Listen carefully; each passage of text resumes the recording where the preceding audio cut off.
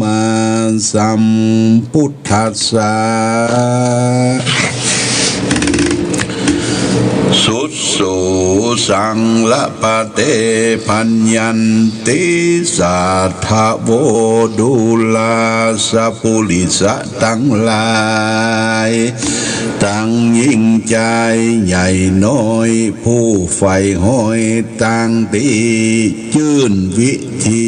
ชีวิตมีสุขบ่มีทุกข์ขี่มองปรีปรองตั้งเศร้าพ่อแม่เจ้าห่อเฮือนของรักของเรือนคารวาสบอกกล้ากาจากทำเป็นผู้นำแบบอย่างบ่เหินห่างยังสิ้นใจทวินกึดหอดบ่ระตอดไกลกลาปากันมาตั้งหน้าอยู่ฟังธรรมจงดาจำก่อนไกลกำสอนไทยเดิมทีเป็นธรรมดีเก่าก่อนเช่นปู่มอนสอนหลานอันเราจักขานกล่าวถอยขอคือศรัทธาน้อยใหญ่ศรัทธาปากันดาฟังที่เอาเป็นที่สอนใจกันว่าไผ่นั้นใสนำไปใจกับตนบ่ถอยโหนยึดมันบ่ด่วนสั้นเสียกลองขอรับรองเต็มร้อยรักชื่นจ้อยเจยบ้านสุขสำลานเตียงเต้ากู้คำเจ้าคืนวันตั้งปัจจุบันนี้ปลายหน้ากอยโอดถ่อมท่าดาฟังโสตุจะนั่งพ่อแม่บาดนี้แดดเตอตามกติธรรมแต่ไทยเดิมอ่อนใดจะสอนกล่าวว่าเกิดเป็นคนเฮือมันดิ้นรนต่อสู้อย่าโคตรคู่นอนได้ดำน้ำก็คือมันหันซ้ายนอนหงายก็คือมันหันฟ้าอย่าตูนจ้างุนงันปีเดือนวันพันผ่านมันอ่านหิหาวันเวลามันเลยลวงอย่าเงาห่วงเศร้านอนกำโบรอนสอนแต่เราลูกเจ้าได้งานหลายลูกควายได้งานน้อยจะไป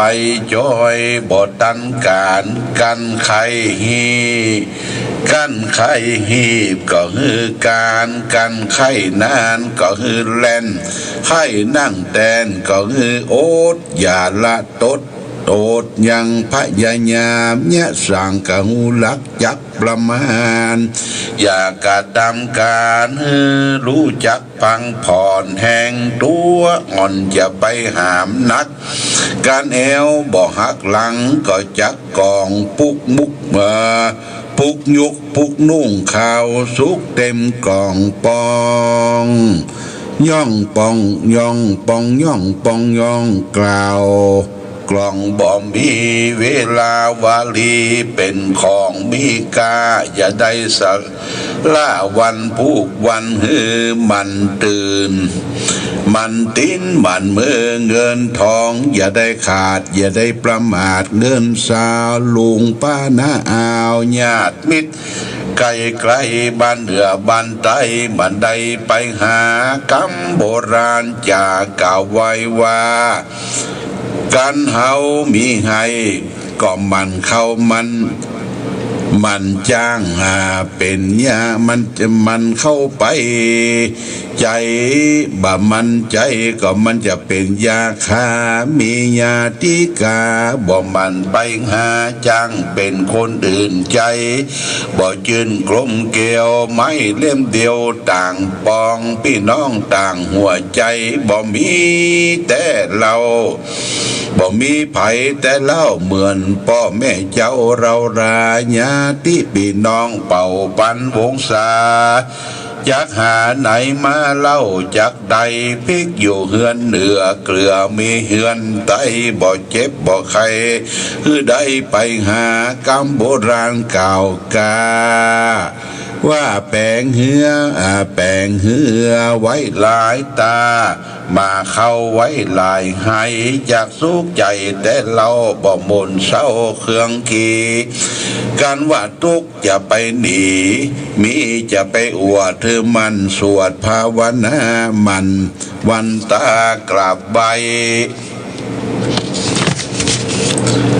พ่อแม่ใช้แต่ดีลีกันใครเป็นสิทธิเป็นนายนาใครเป็นขี้ข้าเป็นนายค้ำประกันจักใจตันเศร้าซอยจักต่ำก้อยมองเงาเข้าทำน้องตีว่าเอ็นดูเขาเอ็นเราขาดทุกไม่มาใจตนอย่าได้ฟังก้มกำสนกำสออย่าใจม่อเร็วพันรู้ตันเหนือไตพ้องกูก็จุหือได้พ้องก็ไกลหือเสียพ้องก็กูเหลือเสียงทานออกปากด้านอุบายเจ้าใจน้ำลายลมปากว่าน้อมหลากจาคานพ้องก็ปากหวานกลสมมามรรกบ่มดังในปากเหมือนไฟไปเหมือนเต่าตุ้มพาลายหมาจังเห่าคนกรรมเก่ามันจังพิษกันอย่าเฮงหันกล่าวจี้อาการหนาวการแมวบ่ลีบ่ได้กินหนูป่าเยือนอยู่ยังตายถูกซ้อมหูค้อนกอมยังถูกบ่วงนายพรานเป็นว่าเปิ้นว่าบอดีกินก่อนตาลบอดีมานก่อนแต่งบอดีแบ่งพวกพ้องนั่นจะกินก็เพื่อปอต้องกัดจังยองก็คือปอตัวไปกับหลัวบัวไฟกับหลัวบัวกับน้ำกัวล้ำก็จ้างตายอายล้ำก็จ้างดาวเหมือนดังว่าวลอยลมการเสียมบอกคมก็หือใส่ดามนักความหูบอกฮักก็มือมันห้ำมันเฮียนมันภาคเพียนเขียนอ่านจบผ่านกระบวนการโอดส้มกินหวานโอดสารใส่ซาเป็นขี้ข้าดังอันเดิมอ่อนคนใหญ่แล้วบ่ต้องมาสอนจริงหิดแมงจรไผสอนมันเต้นบ่เล็กเว้นเสียกองนั้นมีอันมีหนึ่งแล้วอย่าพะแอมปอสองขี่เหียน้ำนองซ้อนสองจังลมใจเก่าตมลวงอำของกินบ่มักบ่จ้างครับจังของกินบ่ลำบ่จ้างกำปอนก้อนหินเป็นก้อนยังรู้จักสิ้นใจว่าไผเผาผู้นั้นก็ก็ตึงบ่งูเข้าต้มบ่มีจุมันจ้างเป็นสารกำโบราณเก่าเกลือว่าจะว่าบอดีกึดเสือปืดเสือเปิ้นหันหลังประโยชน์ยังอันน้อยใหญ่คว้าไข่เลี้ยวไว้คุณไว้ทางในใสไว้ทางนอกอย่าปิ้นปลอกออกมาพิจารณาที่ทวนอย่ารีบพานใส่เกียร์เก็บพักเอาตึงเคลียเก็บเก็บมาเครือก็เอาตึงควันฝ่ายเป็นกันฟันไว้เป็นเกลียวผูกมือกำเดียวอยู่กันกุ้มเท่ามีลูกเต้าเล่นลานมันการมันกามันยะว่าหากินกันไข่เย็นก็อาบน้ำหวังเห็นถ้าใครมีทรัพย์สินก็มันกาใครขึ้นสวรรค์จันทร์ฟ้ามันกระทำบุญสุนทานบอกว่าการงานต่างๆ บ่เหินห่างใจดำนั้นหากมีเงินคำก็คือมันกึดมันสร้างอยากให้เปิ้นอวดเปิ้นอ้างก็คือลักสินกินตามยักใจบานผ่องแผ้วเนื้อเหมือนดอกแก้วลมจอยไผ่ใบปูห่อจ้างตั้งนาซ่อนหอยเส้นผมบังดอยที่ไหนจับกุม จะเอาหยังมาบังหือหุ่มบ่มีห่อใดได้ควันไฟโบราณว่าไว้อย่าได้ใจไก่ผู้เปิ้งแมงใหญ่ยังเปิ้งใบดอกงามาลัดแต่งมาลัดต้งนามาลัดดาตัวกาอย่าถือศาสนาพี่น้องนกน้อยตัวเดียวบ่มีไผเป็นพวกพ้องมาเส้นศกซองรวงในไม้แห้งปลายกุดมั่งมันจังสุดบีใสป่งดอกออกใบบ่มีใดเนื้อเจ้าบ่ดีหันเงินหน้าดำบ่หันคำมือเป็นหน้าเศร้าซักเสียใจเฮาแน่ตับเต็มว่าดีกินที่นอนกิดกับยังอดอยู่ได้ยืนไปกิดกีดจอมหัวอกขอใจแม้นจักอยู่ไปหัวใจบินบางเกิดการสร้างบ่หันเป่งกว้างหนึ่งเมินไปหนึ่งจอมพาจะงามก็เอาสีมาย้อมมาจุบปอกอันเล่งแงงตุกบ่มีจ้อนยามเมื่อหีบแกงบ่มีผู้แยงตุกยามป่วยไข้ก็บ่มีลานเก็บไก่น้ำตาตุกในใจสิ้นได้กินแกงป่าอย่าลืมแกงจีนอย่าละหีบหิ่งนอนได้โบราณว่าไว้ยะไรนาควายจ้างเสียงแห้งควายแม่มุนนั่งเข้าจะไปเสียกันเลี้ยงหลานซ้ำเท่าก้อยอดไปเอาปีน้องตุกบ่ได้กินบ่มีไผ่ตามไฟส่วงต่อส่องต้องตุกบ่ได้นุ่งได้ย่องพี่น้องดูแขนก็มากายแนบไก่เปิ้นว่าบ่ดีตาหันไข่ใดบ่ดีต้องไม่ไข่กินบ่ดีทวินใครจากครกบ่มีคกบ่ดีคำสากปากบ่ดีคำมองแกงมันจังแหงอับโจกมีแต่โรคภัยยาเว้นมานั้นปอเว้นปอสอการเว้นวอกก็คือเป็นวันเว้นปอว่าเว้นคนปลาเว้นแสนโยดอย่ามีโทษตั้งตายกันลูกเจ้าได้กินพักยอดตั้งปลายการลูกควายได้กินพักยอดตั้งเก้าโบราณนะเราจะสอนแต่เดิมอ่อนแต่ตักเปิ้นว่าแกงจีนใส่น้ำนักแกงผักใส่น้ำน้อยจักบ่อจอยเสียคองขายงวัดม่วนกับเก่าม่วนเก่าม่วนกับเก่ากับกองควายอยู่นองม่วนก้าน้ำกินยากันว่าบ่ดีถือคนบาบ่ดีว่าคนเมาบ่ดีใจเบาเคียงค้อนหม้อบ่ฮ้อนบ่ใจเป็นแต่ให้มันเป็นแต่ไฟแต่โกนหม้อจิกพริกที่ไหนก็มาปอจ้อวอไหนก็มาควัก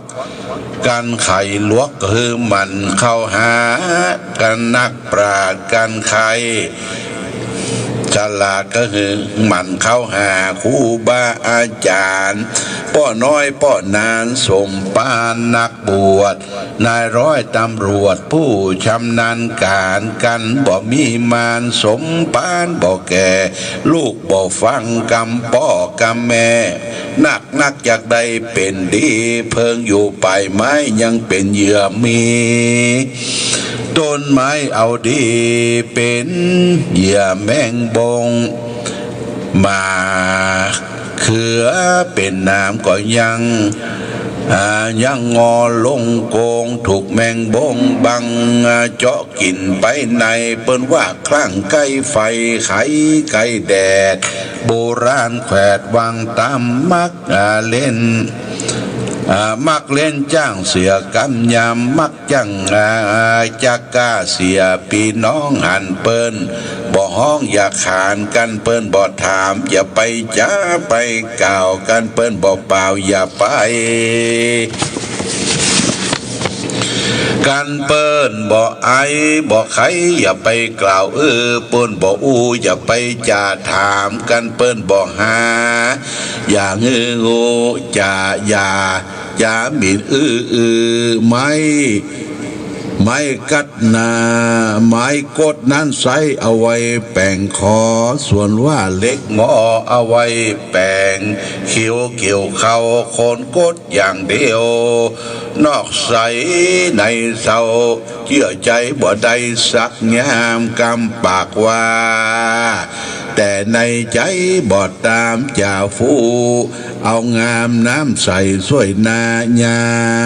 มมา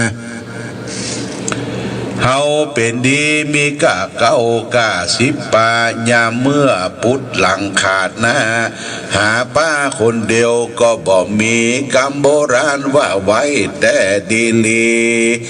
หอมปอมพักสีเอาไว้กับซาบอดีละตั้งหลังเอาเป็นยอมเป็นยาบอดีเอาตั้งหน้าเป็นหอบเป็นเฮือนโบราณเตือนกล่าวบอกว่ากรรมดีฮือลูกทำถูกไว้ฮือหลาน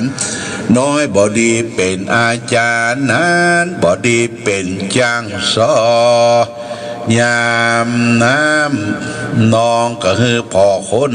ข้ามน้ำน้องก็คือคนพ่อไปตั้งก่อนจะสอนละอ่อนก็คือกล้วยจุกล้วยโจะก็อ่อมก่อนล้มละอ่อนซอบเป้าคนเท่าซอบขมน้ำตาลกับนมมา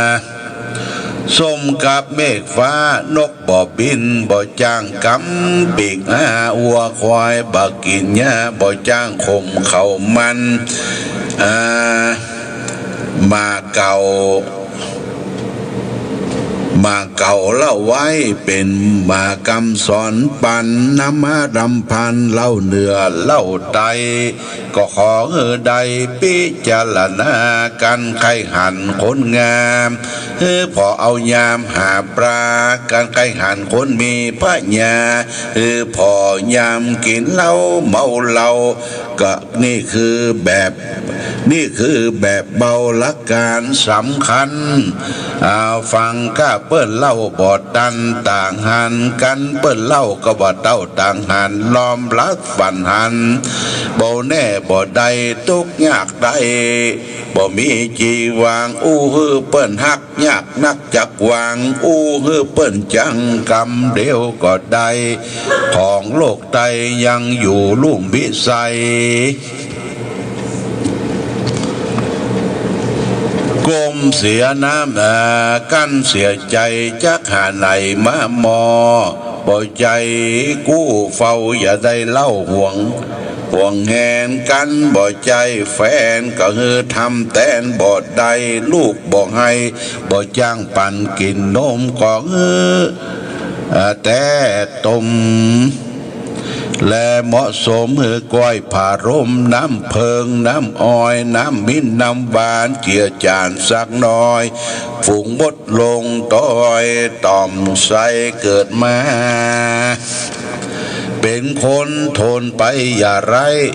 อย่าฮือเปิ้นใดเสียได้ กรรมดีไว้เตะทำดีไว้เตะมันบ่เสียหายเปิ้นเล่ายายเมื่อตายความหน้าอย่ายิงพยองจ่องหองเก่งกล้าอูจ๋าตั้งหาต่อตาอย่าถือตัวดีอย่าจีไผ่จ้าจังเป็นเมฆฟ้ามาบัวก็อยู่ไปเตอะน้ำไปทำไปเต็มตัวน้ำเปียงใดดอกบัวเปียงอ่านอย่าใดเกิดสอดดันจึงใจแจ้งจ้างแข่งม้าแข่งช้างแข่งม้านาวาตั้งหลายแข่งวัวแข่งควายสมหมายเงาใบบุญวาสนาแข่งตาบอดใดกำหากนำไปตึกข้างอย่าแข่งมาแข้งมาคือเจื้อบอกขึ้นก้างบอกเหมือนดังอันฟักทองก็จ้างมันเตอะจะได้จองห้องอยู่ไปตามนองกองเฮาเตอะเจ้าอย่าเสียนักเพราะโจรเสียคนเพราะเราเป็นทาสน้ำเมาเปล่าว่างการนักก็คือการนักขี้ควายการหลายขี้จ้างบ่เป็นแกนอันสานอขี้เล่าขี้ปอเปลือขี้เตออันนี้อายเนอข้อเนอเขียงแหงกันลูก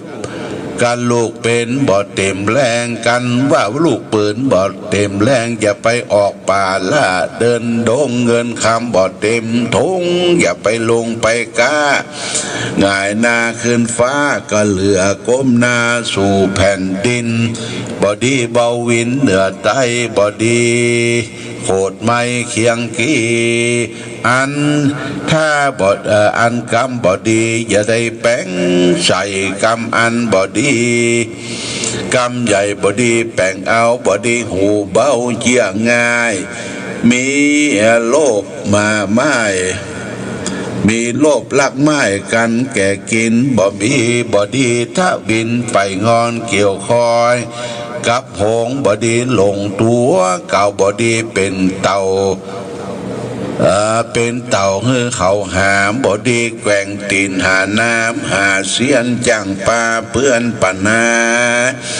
ของกินแมวมาบดีไว้ใกล้ฟ้าของกินมาบอดีไว้ตีต่ำบอดีคำย่ำดังซื้อบอดีถือของเฮียบอดีเชื่อกำลวงบอดีทวงกำแย้งจับใจแห้งบอแน่นใจกาจับใจครูบา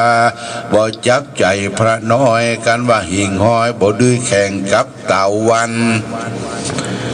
คือแปง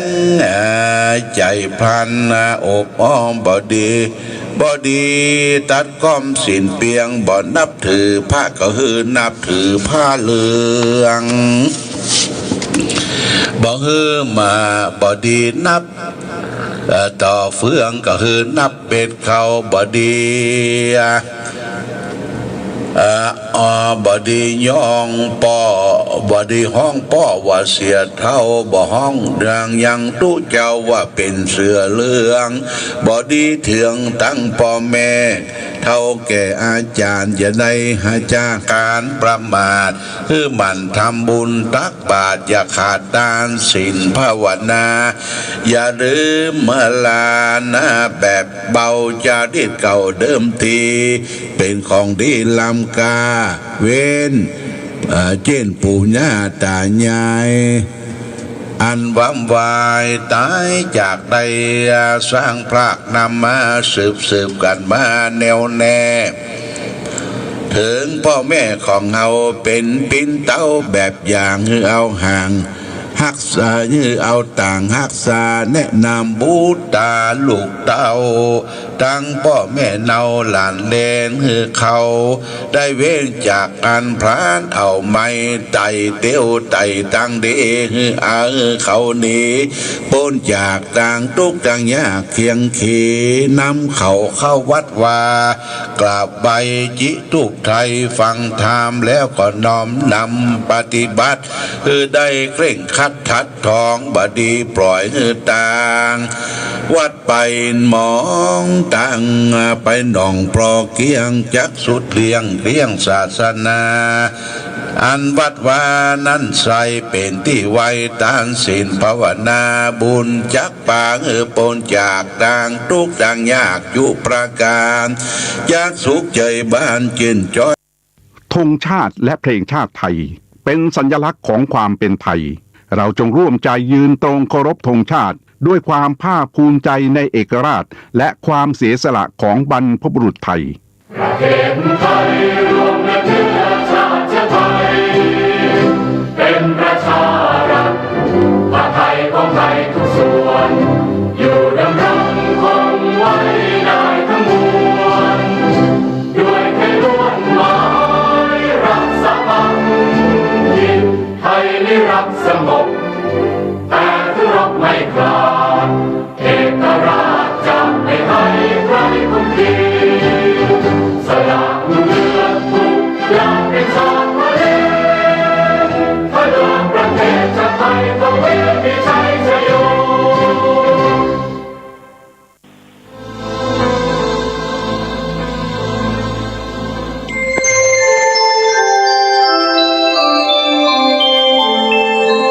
ขณะนี้ท่านกำลังฟังสถานีวิทยุกระจายเสียง FM 104.5 เมกะเฮิรตซ์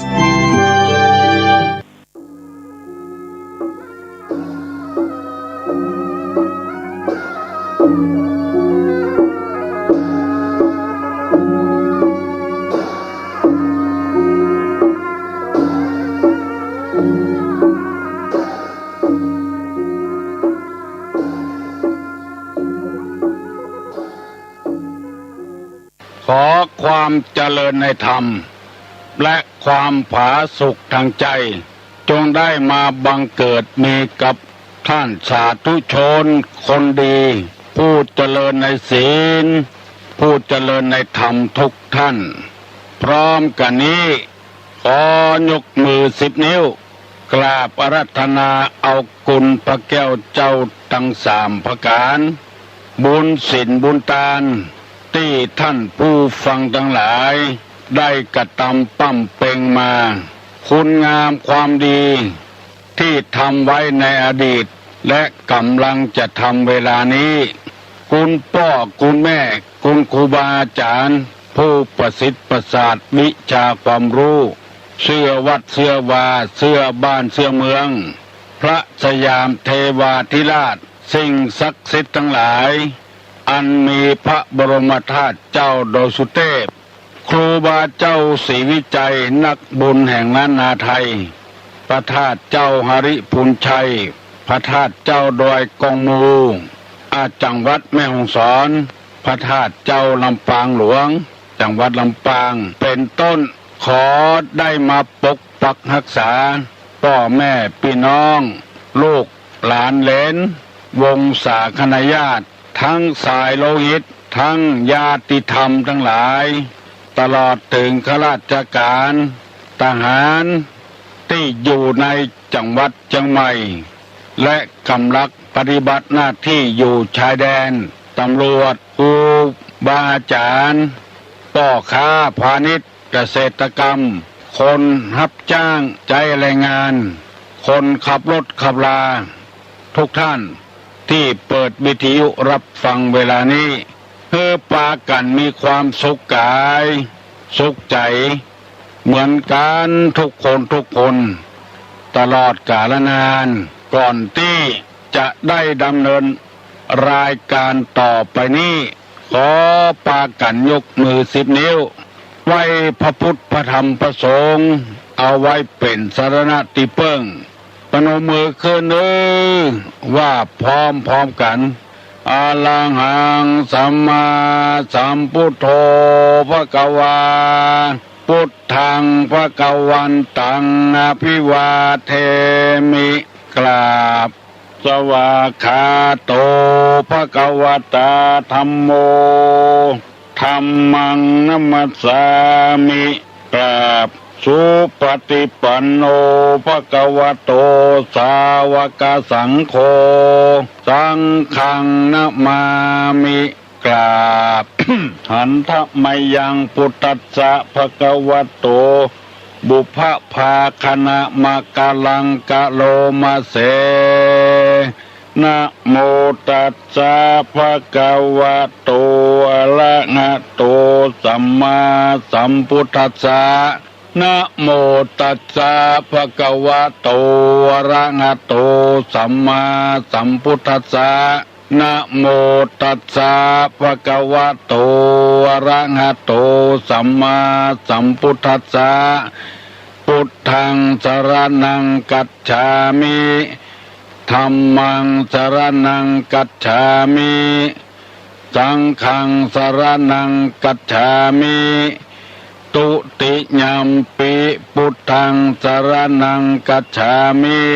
ตุติยัมปิธัมมังสรณังกัจฉามิตุติยัมปิสังฆังสรณังกัจฉามิตติยัมปิพุทธังสรณังกัจฉามิตติยัมปิธัมมังสรณังกัจฉามิตติยัมปิสังฆังสรณังกัจฉามิอิติปิโสภะคะวาอะระหังสัมมาสัมพุทโธวิชชาจรณะสัมปันโนสุขโตโลกาวิทูอนุตตโลปุริสะธรรมสารถิสัทธาเทวะมนุษย์สานังพุทโธภควติสวากขาโตภควตาธัมโมสันติทิโกอากาลิโกเอหิปัสสิโกโอปนะยิโกปัจจตังเวทิตโพวินโยหิติสุปฏิปันโนภควโตสาวกสังโฆอุจุปฏิปันโนภควโตสาวกสังโฆญาญาปฏิปันโนภควโตสาวกสังโฆสามิจิปฏิปันโนภควโตสาวกสังโฆญาติตังจัตตาลิปุริสายุคานิอัฏฐาปุริสาปุคลาเอสะภะคะวะโตสาวกสังโฆอาหุไนโยปาหุไนโยทักขิไนโยอัญจลีกาลนิโยอนุตตะลังปุญญเขตังโลกัสสติกราบหนึ่งกราบสองกราบสามกาเลนะธัมมัสสวนังเอตัมมังคะละมุตตะมังมาแล้วนึปอออกแม่ออกมาแล้วเสียงก้องเสียงกองเสียงมองต่ำเข้าเสียงตุเจ้าเทศนาธรรมมาถึงบ้านมาถึงเฮือนมาถึงในเฮือนมาถึงในมุ้งในสุดมาถึงเตาไฟมาถึงในห้องน้ำมาถึงในวัดมาถึงในรถมาถึงกุฏิกุฏางสำหรับท่านผู้ที่เปิดวิทยุ FM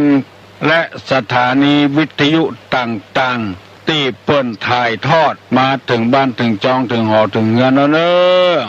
ตั้งอกตั้งใจฟังสุดโสสังละพะเตปัญญัง ฟังด้วยดีย่อมได้ปัญญาถ้าฟังบดีพกฟังเอากำผิดกำพลาดเอากำให้กำขาดก็อย่าไปได้จะไม่ได้ปัญญาฟังด้วยดีย่อมได้ปัญญาฟังด้วยบดีย่อมได้ปัญญาปัญญาก็คือความรู้ความเฉลียวความฉลาดฟังบดีก็ย่อมได้กำบ่รู้กำบ่เฉลียวบ่ฉลาดฟังไปเนอพี่น้องทั้งหลายตุลงจะนั่งประกาศธรรมให้ท่านทั้งหลายได้ฟังแล้วได้เก็บสอนอกสอนใจให้มีความรู้ความเข้าใจในธรรมเพราะว่าธรรมะนี้มีความจำเป็นสำหรับคนเป็นอย่างมากถ้าว่าเมื่อมีธรรมแล้วคนเฮาจะให้ยิ่งกว่านี้ที่เฮาอยู่ได้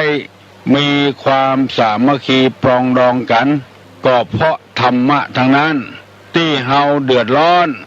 ลักจกของกันด่าตอกันบุบหูตีตากันก็เพราะขาดศีลขาดธรรมสิ่งเหล่านี้เฮาบ่ต้องการเฮาต้องการแต่สิ่งที่มีสาระมีประโยชน์อันหยังทำสิ่งที่มีสาระมีประโยชน์เกิดขึ้นกับเฮาข้อคือธรรมะเนี่ยเจือใดจะมีธรรมะหาโอกาสฟังจากตัวเจ้าพนายผู้มีความรู้มีความฉลาดแล้วเอามาประกาศให้พี่น้องทั้งหลายฟังแล้วเก็บใส่ใจไว้จะได้เป็นคนรู้คนฉลาดบอกว่าคนนั้นจะนับถือศาสนาอย่างก็ตามย่อมจะทำให้คนเฮาได้อยู่ด้วยกันได้อย่างมีความสงบเยือกเย็นอย่างมีความสุขบานหวานใจทุกคนทุกชาติที่เกิดมาในโลกนี้ย่อมจะมีศาสนาคนบนดอยคนป่าคนเขาก็มีศาสนาของเขาเอาผีเอาสางมาเป็นที่นับถือเช่นวันใดถ้าเผาป่ามันบ่ไหม้ก็ไปบนบานศาลกล่าวให้ผีให้สางโดนบันดาลให้การเผาป่านั้นไหม้แล้วจะเอาครัวไปปลูกบอกว่าชาติใดย่อมมีศาสนาเอามาเป็นสรณะเป็นที่เปิ้งแต่หมู่เฮาทั้งหลายที่เปิดวิทยุฟังเวลานี้เป็นการนับถือพระพุทธศาสนาพุทธะแปลว่าผู้รู้ผู้ตื่นผู้เบิกบานนับถือพระพุทธศาสนาเป็นศาสนาของผู้รู้ผู้ตื่นผู้เบิกบานผู้รู้ย่อมจะสอนไปในทางที่ดีบ่มีการผิดการพลาดอย่างพระสัมมาสัมพุทธเจ้าผู้ใดปฏิบัติตามแล้วบ่ผิดบ่พลาดแล้วการฟังเวลานี้ฟังศาสนาของผู้รู้บ่จำเป็นที่จะต้องแต่งเนื้อแต่งตัวชุดขาวกาชุดใดชุดหนึ่งให้สะอาดสะอ้านอยู่กับบ้านล้างถ้วยไปตอยนึ่งข้าวไปตอยต่ำน้ำพริกไปตอยเฝ้าหม้อแกงไปตอยซักผ้าซักครัวไปตอยฟังไปตอยบ่เสียการบ่เสียงานฟังได้สบายแต่ว่าขอเงื่อมีความเคารพเลื่อมใสในพระธรรมคำสอนเนี่ยก่อนคนเฮาถ้าบ่มีความเคารพบ่มีศรัทธาบ่มีความเชื่อในธรรมแล้วทำมาอย่างลงไปมันไร้ผลถ้ามีความยึดมั่นถือมั่นมีความเชื่อแล้วฟังก็จะได้ผลศาสตร์พุทธะแปลว่าผู้ตื่นอยู่ตลอดเวลาบ่หลับไหลบ่มุกมุ่นอยู่ในอบายมุขต่างๆแล้วก็ผู้เบิกบานบ่มีการโศกบ่มีการเศร้าเสียแล้วเสียไปเพราะว่าของนั้นเป็นของนอกกาย ตายแล้วตายไปบ่พิไรลำพันธ์บ่โศกเศร้าแล้วก็หมดแล้วหมดไปบ่พิไรลำพันธ์บ่โศกบ่เศร้าเป็นคนหูโตยตื่นโตยเบิกบานโตยน่าจะขอเชิญชวนท่านผู้ฟังทั้งหลายได้ปากันฟังธรรมะในทางพระพุทธศาสนาเพื่อจะสอนให้คนเหล่านี้มีกิริยามารยาทเป็นที่เรียบร้อยเข้าหากันดูแล้วมันงามมันผ่องใสเหมือนกับผ้าที่เฮาพับแล้วงามๆเอาใส่ตู้เป็นระเบียบเรียบร้อยดีทางเฮาบ่ได้ยึดเอาธรรมะไว้เหมือนกับของเอาใส่ตู้ใส่ที่อื่นไว้มันคานกันมันดูบ่งามการที่ทำจิตใจอ่อนน้อมผ่องใสมีจิตใจที่อ่อนน้อมอ่อนโยนเหมือนกับผ้าที่เราพับเป็นระเบียบเรียบร้อยเอาไว้เป็นจันกางเกงเอาไว้ที่หนึ่งเสื้อเอาไว้ที่หนึ่งเป็นย่างเป็นเกิบเป็นก้อนบะสุนสารอุ่นอานกันเอาไว้ของไผ่ของมันมองแล้วมันม่วนตาเข้าไปแผ่ม่วนใจมูนี้เป็นต้นตุลงได้นำเอากรรมที่เป็นระเบียบเรียบร้อยมาเสนอให้พี่น้องทั้งหลายได้ฟังหลายวันแล้วลักษณะของคนที่เสงี่ยมเจียมตนถ้าว่าเป็นไปได้ทุกคนเสงี่ยมเจียมตนนี้มันจะงามเป็นระเบียบเรียบร้อยบ่ากระดกกระดักแล้วก็ม่วนตาม่วนใจตัวมูนี้เป็นต้นวันนี้จะได้นำเอามาเสนอเหมือนเก่าเหมือนเดิมทั้งหมดกันมี11ข้อตุลงได้อธิบายมาแล้วหลายข้อแล้ว4ข้อ5ข้อแล้ว1คือมีใจอ่อนน้อมใจอ่อนน้อมอันนี้ถ้าใจอ่อนแล้วกายก็จะอ่อนตยปากก็จะม่อนตยถ้าใจกระด้างแข็งร่างกายก็กระด้างแข็งปากก็กระด้างแข็งฟังก็บ่ม่วนพอก็บ่ม่วนข้อที่2มามีความเจียมตนเสงี่ยมเจียมตนบ่อวดปากกล้ากลางแข็งหูแล้วก็ทำเป็นบ่หูเหี่ยก่อนคือเปิ้นอู้ของเปิ้นบางคนมันถึงมีบัดเจียมตนหูล็อกเหลือเปิ้นถามกำลังถามเปิ้นสบายดีกาเปิ้นก็จะตอบว่าสบายแล้วก็เปิ้นก็จะอู้เรื่องราวของเปิ้นบางคนนี่ยังบัดทันได้อู้เด้ออู้ไปก่อนแล้วหมู่นี้บัดเจียมตนลืมไปฟังอู้เปิ้นว่าลูกเปิ้นหายมันก็ลูกมันหายเหมือนกันนะอู้นักเหลือเปิ้นก่อนถามว่าลูกคนนี้ดีก็เปิ้นกำว่าโอ้ใครสนห้อยลูกข้าก็อย่างเงี้ยสนเหมือนกันกำเดียวก็สตางค์กำเดียวก็ตกหันตกนี่อันเนี้ยบัดเจียมตนทั้งที่เฮาถามเปิ้นเฮาเลยมาอู้เหี่ยคนเดียวอันเนี้ยเฮาลืมไปบ่มีไผสั่งบ่มีไผสอนฮือเปิ้นอู้ของเปิ้นเนี่ยก่อนกะเฮาไปฟังอู้เรื่องของเฮานี่หยังกันว่าเปิ้นผัวเปิ้นขี้เหล้าผัวมันก็ขี้เหล้าอีแหละเมาะอันเนี้ยมันแปลกนะคนเฮานี่นะมันบ่ได้เสงี่ยมเจียมตนว่าอันใดไปบ่ได้เกิดข้อที่3บ่ถือตัวข้อที่4ไม่ยิ่งยโสข้อที่5ทำตนเหมือนผ้าเช็ดเท้าทำความสะอาดทุกเปิ้นเตียวที่ไหนก็จะสะอาดสะอ้านข้อที่6ทำตนเหมือนกับโคเขาขาดโคนี่ก็งัว เนี่ยเหมือนกับงัวที่บ่มีเขาหรือเขาปุดไปบ่นับได้นับควิดไผบ่นับได้นับไปตักไผว่าฮือไผพิจารณาฮือถูกต้องก่อนจะไปเบรกไผช่องหน้าส่องตาลงไปคนที่มันบ่ฮู้จักมักปุนกันคนที่บ่ใจเป็นเกยกันเป็นส่วนตัวเป็นโคเขาขาดบอกควิดไผเพราะว่าเหมือนกับบ่มีเขาบ่มีคำฮู้อู้กับครูบาอาจารย์อู้กับผู้เฒ่าผู้แก่อู้กับพระสงฆ์พระเจ้ามีกิริยาวาจาเรียบร้อยบางคนตุลุงไปได้ยินเขาใส่มันใครเกินลงไปเหมือนกับงัวไม่เป็น3 เขา4 เขาคันเตื้อเฮาไปเยี่ยมคนป่วยเฮาให้ถามคนป่วยจะได้ระบายความรู้สึก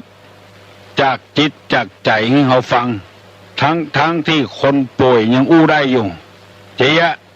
ตอนเฮาถามกำใดไปคนที่เฝ้านี่อธิบายให้เสร็จคนที่เป็นพญาติยังอู้ได้ไปเปลืองอยู่บ่ฮือได้อู้แล้วคนที่เฝ้าคนเป็นพญาติอู้เหี่ยหมดเฮาก็ตั้งใจไปเยี่ยมคนเป็นพญาติบาดใจว่าไปเยี่ยมคนเฝ้าอธิบายให้เรียบร้อยถ้าเปิ้นปากบ่ได้บ่ฮู้สึกตัวอันนั้นก็ว่าไปทำอย่างเตื้อเฮาถามผัวเมียตอบไปหะถามเมียผัวตอบไปหะ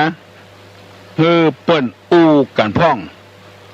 แบ่งกันอู้เหี่ยพ่องอย่าไปฟังอู้คนเดียวมันเป็นมารยาทอย่างหนึ่งแล้วมันเป็นคุณธรรมอย่างหนึ่งถ้าเฮายังบ่ทำตัวเหมือนกับงัวเขาปุดเขาขาดมันจะควิดไปเลยอย่างเงี้ยว่าไปเลยอย่างเงี้ยไปต่อยกัน4 คน 5 คนเปิ้นสัมภาษณ์เปิ้นถามก็ปล่อยให้คนอื่นอู้พ่องตัวไก่ส่งเสริมกันเมื่อรุนเปิ้นเบนหน้าไปหาคนใด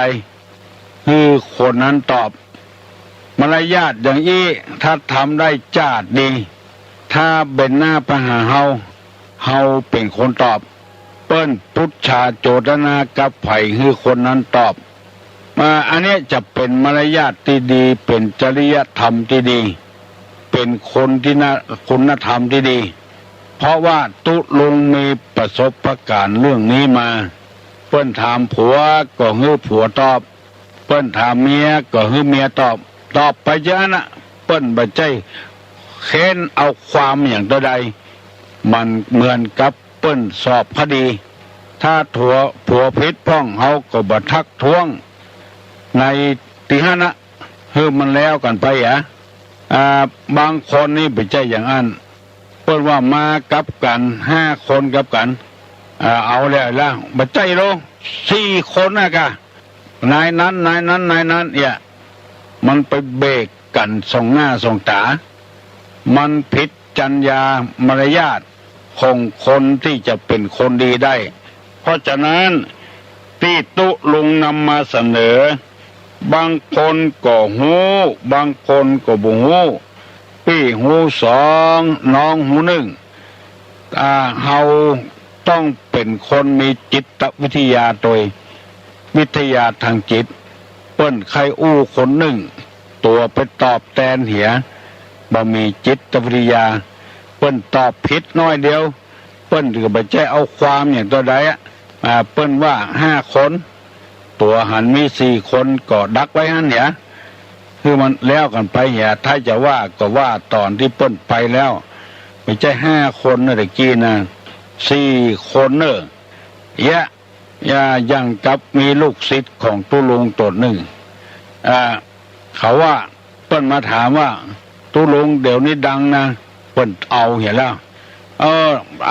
เดี๋ยวหลวงพ่อเดี๋ยวนี้ดังไปแถวสมุทรปราการโน่นว่าเอาเห็นแล้วผิดเห็นแล้วถ้าเขาตักคำหั่นมันจะอาย เอาว่าตะกี้ว่าผิดเนอะไอ้หยังดังไปถึงอีกอ่ะแผ่วนี่เป็นกำเมืองโลกไม่ใช่กำไทยโลกเนี่ยเราต้องว่ากันมลุนแล้วมันมาจังกัน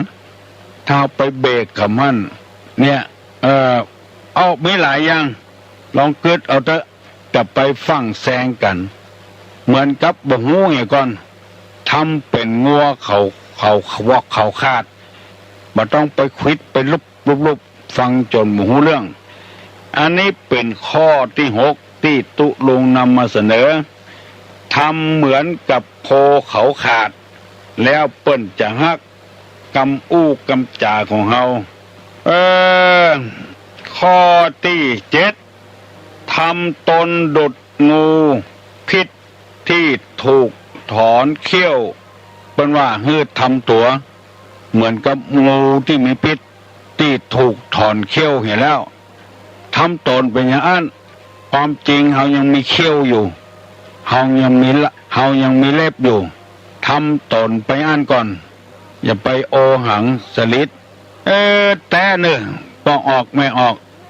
บางคนหันหน้าแล้วก็เฮาก็ถึงบอกให้กินเส้นละมันอวดหูอวดลวกนั่นไปนะเนี่ยอย่างบะสะเงียมเจ็มโตนสะโหกสะหากหันก้าสลิดแล้วก็ไขบ่ใครพอใจแล้วยิ่งปากออกมาซ้ำบ่ม่วนแปลกนะคนเฮานี่นะบางทีจังเปิ้นก็ถามหาเปิ้นอยู่เนี่ยเฮากำลังไปถามเฮาว่ามาได้ไผโอ้มาคนเดียวแต่วันนี้ไอ้วอกนั่นมากะเนี่ยก็จังเปิ้นก็ถามหาเปิ้นอยู่มันแปลกนะลองกึดใจเอาเถอะอันนี้เป็นเรื่องหญ้าปากคอกนะหญ้าที่มันอยู่หิมคอกนั่นนะคนเฮาบ่ได้กึดบ่ได้เอามาใจงัวควายที่มันปล่อยออกคอกแล้วหญ้าปากคอกมันบ่กินไปกินหญ้าที่อื่นปุ่นฟังเงียดฟังยูกันออกไปมุ่งหน้าไปที่อื่นปุ่นความจริงหญ้าปากคอกนั้นงามจะตายบ่ต้องเตียวไปไกลบ่กินไปกินที่อื่นปุ่นบางกำน่าจะอู้แต่หมูสกำไปอู้กำที่บ่สร้างสรรค์กำปากกำคองสลิดปิดป้างคือมันอยู่ในกรอบเฮาไปหันไม่ยิงตีมวยเฮาไปหันไม่ยิงเต้นดิดอยู่ในบนเวทีพอแล้วมันหมางามตาสลิดอย่างประจายทำตัวเป็นประจายทำมันผิดมนุษยชาติเมื่อเฮาหูอย่างอี้แล้วเปิ้นว่าปฏิบัติตามหลักธรรมที่ว่าอัตตัญญุตาหูจักตนว่าเฮาว่าโดยชาติตระกูลยศศักดิ์สมบัติบริวารความรู้หน้าที่เฮามีเจอใดแขกมากะห้องคนตะก่อนเปิ้นเมียกาลูกกาเสาะเมียงเสาะมุลีเสาะน้ำเสาะขันมากเอามาตำผัวอู้เหี่ยคนเดียวเมียก็ไปเนี่ยการตบแตบตั้งในเฮือน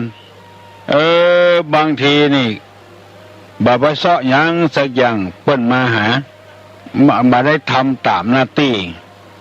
บ่สงเงียมเจียมตนเจ้าว่านั่นเป็นงูที่มีพิษแทนที่จะเอาน้ำเอาต้ามาสู่ให้เปิ้นกินเอาผ้าเย็นให้เปิ้นเจ็ดเนื้อเจ็ดตัวอู้สุนกับผัวเปิ้นถามผัวตัวตอบแทนอันเนี้ยมันเป็นหญ้าปากคอกผู้หูตั้งหลายเปิ้นหันแล้วเปิ้นติเตียนในใจว่าหมอนี้อย่างมาเกินกับผัวแต่ผูกเกินว่าใครได้ความจริงแต่เอาตอบแทนเปิ้นอาจจะเป็นความจริงก็ได้เปิ้นมาหาไผเปิ้นมาหาเมียก็ฮือเมียต้อนรับมาหาลูกก็ฮือลูกต้อนรับ บาปไปยุ่งกับลูกกับเต้าทำเหมือนกับงูที่เปิ้นเอาปิดออกแล้วงูบ่มีปิดอีกแล้วแล้วมันโล่งใจนะอันนี้กำหูกำลักที่สอนให้พี่น้อง10 ชาวชาวบ้านเพื่อได้นำไปประพฤติปฏิบัติ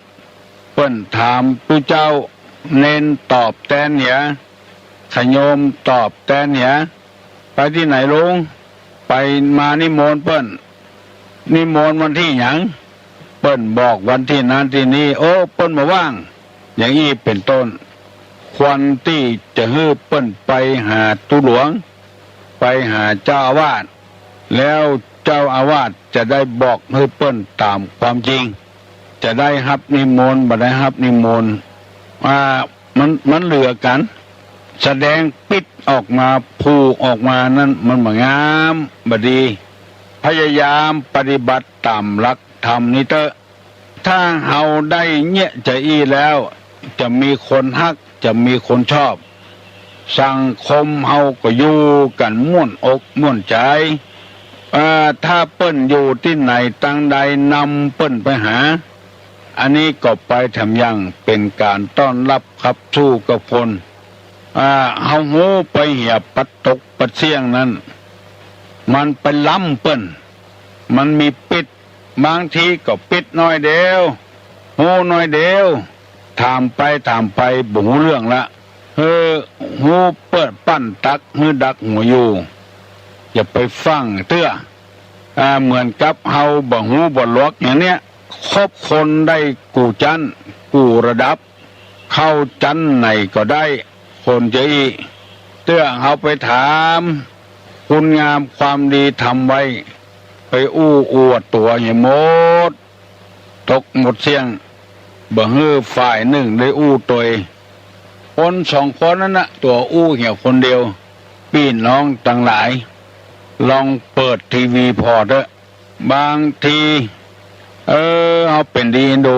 มาบ่ได้อู้หมอนั้นอู้เหี่ยวคนเดียวหมดมาเปลี่ยนกันอู้คนฟังมันก็อารมณ์เสียหมอนี่อย่างจะได้มาด้วยกัน2 คนปล่อยเมื่อเปิ้นดักไปเหี่ยตัวอู้เหี่ยวคนเดียวหมดในวิทยุก็ตามเด้อสนทนาปราศัยกันในวิทยุ3 คน 4 คนกับกันเปิ้นบ่ได้อู้สักคนมันอู้ไปประตกประเสียงไผแม่นออกมาก็ต่อไผแม่นออกมาก็ต่อพอแล้วมันบ่ม่วนตาบางคนรำคาญปิดวิทยุปิดทีวีเนี่ยบ่ฟังบ่พอเปลี่ยนกันอู้คนกำ2 กำแล้วต่างคนต่างมีความรู้เหมือนกันความรู้นี่อาจเรียนเทียบเท่ากันได้แต่ว่ามารยาทการอู้กันจานั้นมันเทียบเท่ากันบ่ได้ยศย่อนผ่อนญาณเอากันเอาแบบที่พระพุทธเจ้าของเฮาเรียกว่ามัชชิมาปฏิปทาเดินสายกลางเฮาก็อย่างเดียวกันที่ฟังเวลานี้ใครอู้เต็มที่ก็ยุดเหี่ยก่อนเเปิ้นอู้เหี่ยก่อนถ้ามันฉายเดียวนี่ก็บอกว่าอย่างตุลุงอู้ประเดียวนี่อู้คนเดียวอู้ได้ตลอดเวลาถ้ามีเปิ้นมาอู้เหี่ยเฮาก็เปิดโอกาสให้เปิ้นอู้เหี่ยพ้องเอาละเน้อพี่น้องข้องป่ายทั้งหลายพอสมควรแก่การเวลาแล้วอยู่ดีมีสุขอายุมั่นขวัญยืนหิมากาคืนเน้อยกมือไหว้เน้อจะปั่นปอนแล้วสัพพโลคาวินิมุตโตสัพพสันตาปวัตติโตสัพพเวลามติกันโตนิพพุโตจตุวังภวะสัพพิติโยวัจจันตุสัพพโรโควินาศตุมาเต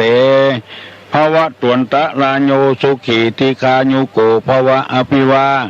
ทนาสีริสานิจังมุทธาปัญจายโนจัตตาโลธัมมาวัฏันติอายุวันโนสุขังปะลัง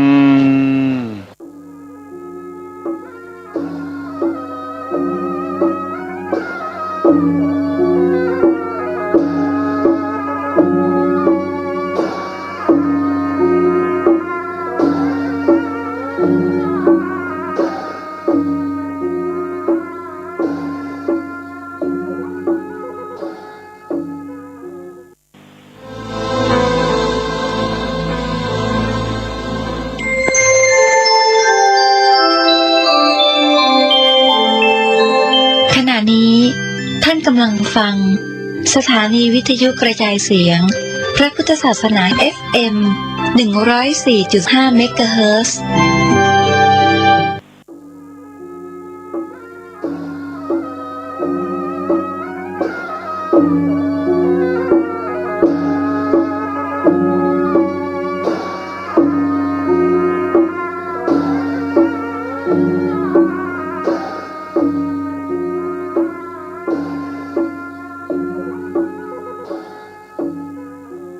ขอความเจริญในธรรมและความผาสุกทางใจจงได้บังเกิดมีกับท่านสาธุชนคนดี ผู้เจริญในศีลผู้เจริญในธรรมทุกท่าน พร้อมกันนี้ขอยกมือ10 นิ้วกราบอาราธนาเอาคุณพระแก้วเจ้าทั้งสามบุญศีลบุญทานที่ได้กระทำบำเพ็ญมาในอดีตและกำลังจะทำเวลานี้เสื้อวัดเสื้อวาเสื้อบ้านเสื้อเมือง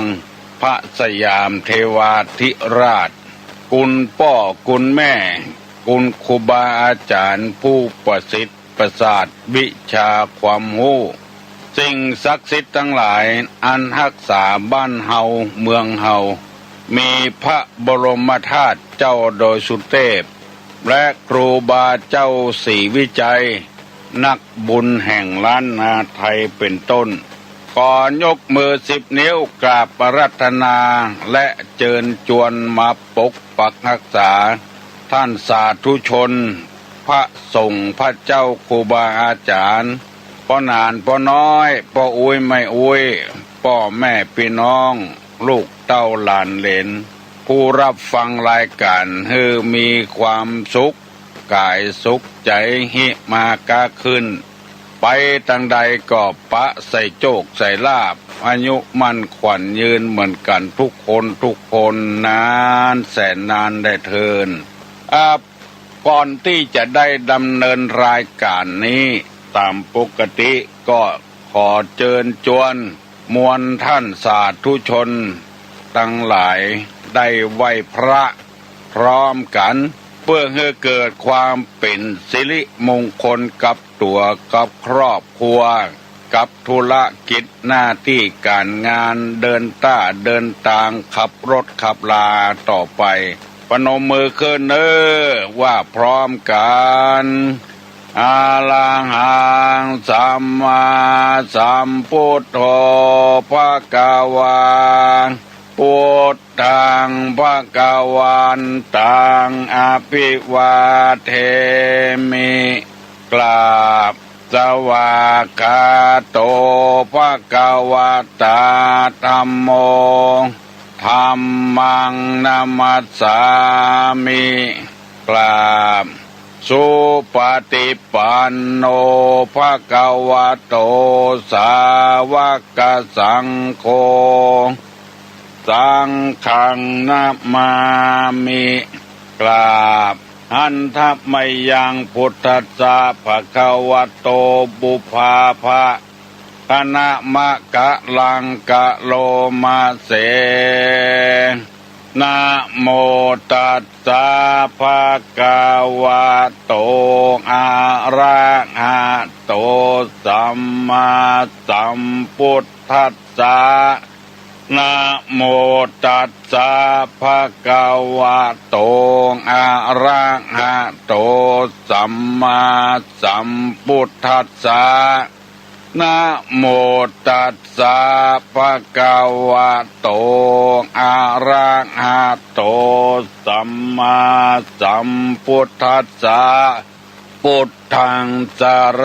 ณังกัจฉามิธัมมังสรณังกัจฉามิสังฆังสรณังกัจฉามิ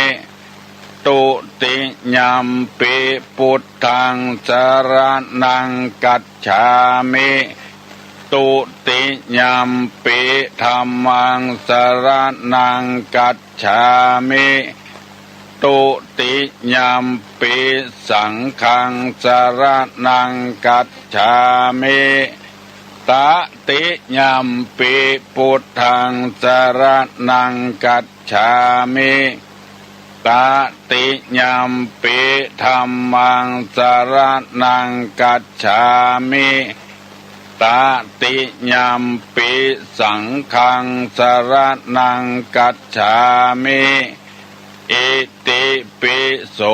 ภะคะวาอะระหังสัมมาสัมพุทโธวิชชาจารณะสัมปันโนสุขโตโลกาวิทูอนุตตโลปุริสธรรมสารถิสัทธาเทวะมนุษสานังพุทโธภควาติสวาขาโตภควตาธัมโมสันติติโกอากาลิโกเองอิปัตติโกโอปัญญิโกปัจจัตตังเวทิตตโพวินโยหิติสุปฏิปันโนภควโตสาวกสังโฆอุจุปฏิปันโนภควโตสาวกสังโฆญาญาปฏิปันโนภควโตสาวกสังโฆสามิจิปฏิปันโนภควโตสาวกสังโฆยะติตังจัตตาลิปุริสายุคานิอัฏฐาปุริสาปุคลาเอสาภควโตสาวกสังโฆอาหุไนโยปาหุไนโยทักขิไนโยอัญจลิกาลนิโยอนุตตะลังปุญญเขตตังโลกัสสาติกราบหนึ่งกราบสองกราบสามมาละเนื้อพ่อแม่พี่น้องพ่อหนานพ่อน้อยพ่ออุ้ยไม่อุ้ยพี่ป้านาอาลูกเต้าหลานเลนมาแล้วอันยังมาเสียงก้องเสียงกองเสียงมองต่ำเข้าเสียงตุเจ้าเทศนาธรรมเป็นเสียงที่มีสิริมงคลกับห่อกับเฮือนกับบ้านกับจองกับที่อยู่ที่นอนในรถในลาเสียงนี้ดังไปถึงไหนความสงบความราบคาบอย่าอยู่ที่หั่นเพราะฉะนั้นขอเชิญท่านทั้งหลายตั้งอกตั้งใจฟังต่อไปฟังตัว นำไปกึดตัวบางรายเปิ้นก็เจตนาดีโทรศัพท์มาหาตุลุงว่าตุลุงฟังตุลุงถึงวันเนอฟังแล้วได้เปลี่ยนแปลงวิถีชีวิตของตัวจะได้พ่องก็ขอให้พยายามเปลี่ยนแปลงชีวิตอันเลวอันร้ายอันบ่ดีบ่ดักโบราณเปิ้นว่าปี้หูสองน้องหูหนึ่งปี้หูปี้ป๋องน้องหูน้องกล่าวบ่ได้มีเจตนาว่าจะมาสอนคนนั้นคนนี้ว่าฮือคนนั้นคนนี้ว่าไปตามน้ำตามธรรมเพื่อฮือสังคมเฮาชุมชนเฮาได้เข้มแข็งขึ้นมีความหมั่นความขยันเอื้อเฟื้อเผื่อแผ่ซึ่งกันและกันขึ้นวันนี้ตุลงจะได้นำเอากรรมที่เปิ้นว่าขี้เมี่ยงเกิดกับเล็กมาเสนอให้พี่น้องทั้งหลายฟังหมายความว่าจะได้ขี้เมี่ยงเกิดกับเล็กก็คงจะหู้กันทั่วไปคนไทยว่าสนิมคนเมืองเขาว่าขี้เมี่ยงกับเล็กนี่มันเกิดกับกันมันเป็นธรรมชาติเป็นธรรมดา บอกว่าเล็กนั้นจะดีกับบดีกาจะใดมันจะเกิดกับไม้ก็บ่เกิดกับดินก็บ่เกิดกับหินกับทรายก็บ่เกิดมันจะเกิดกับเล็กเฮาฟังง่ายถ้าเฮาจะมาบรรยายนี้ก็เป็นเรื่องที่ยากสักหน่อยหนึ่งตูลุงจะได้ขอเมตตาเวลากับท่านผู้ฟังทั้งหลายนำเอามาบรรยายให้ท่านทั้งหลายฟังของโมนี้มันเกิดกับกัน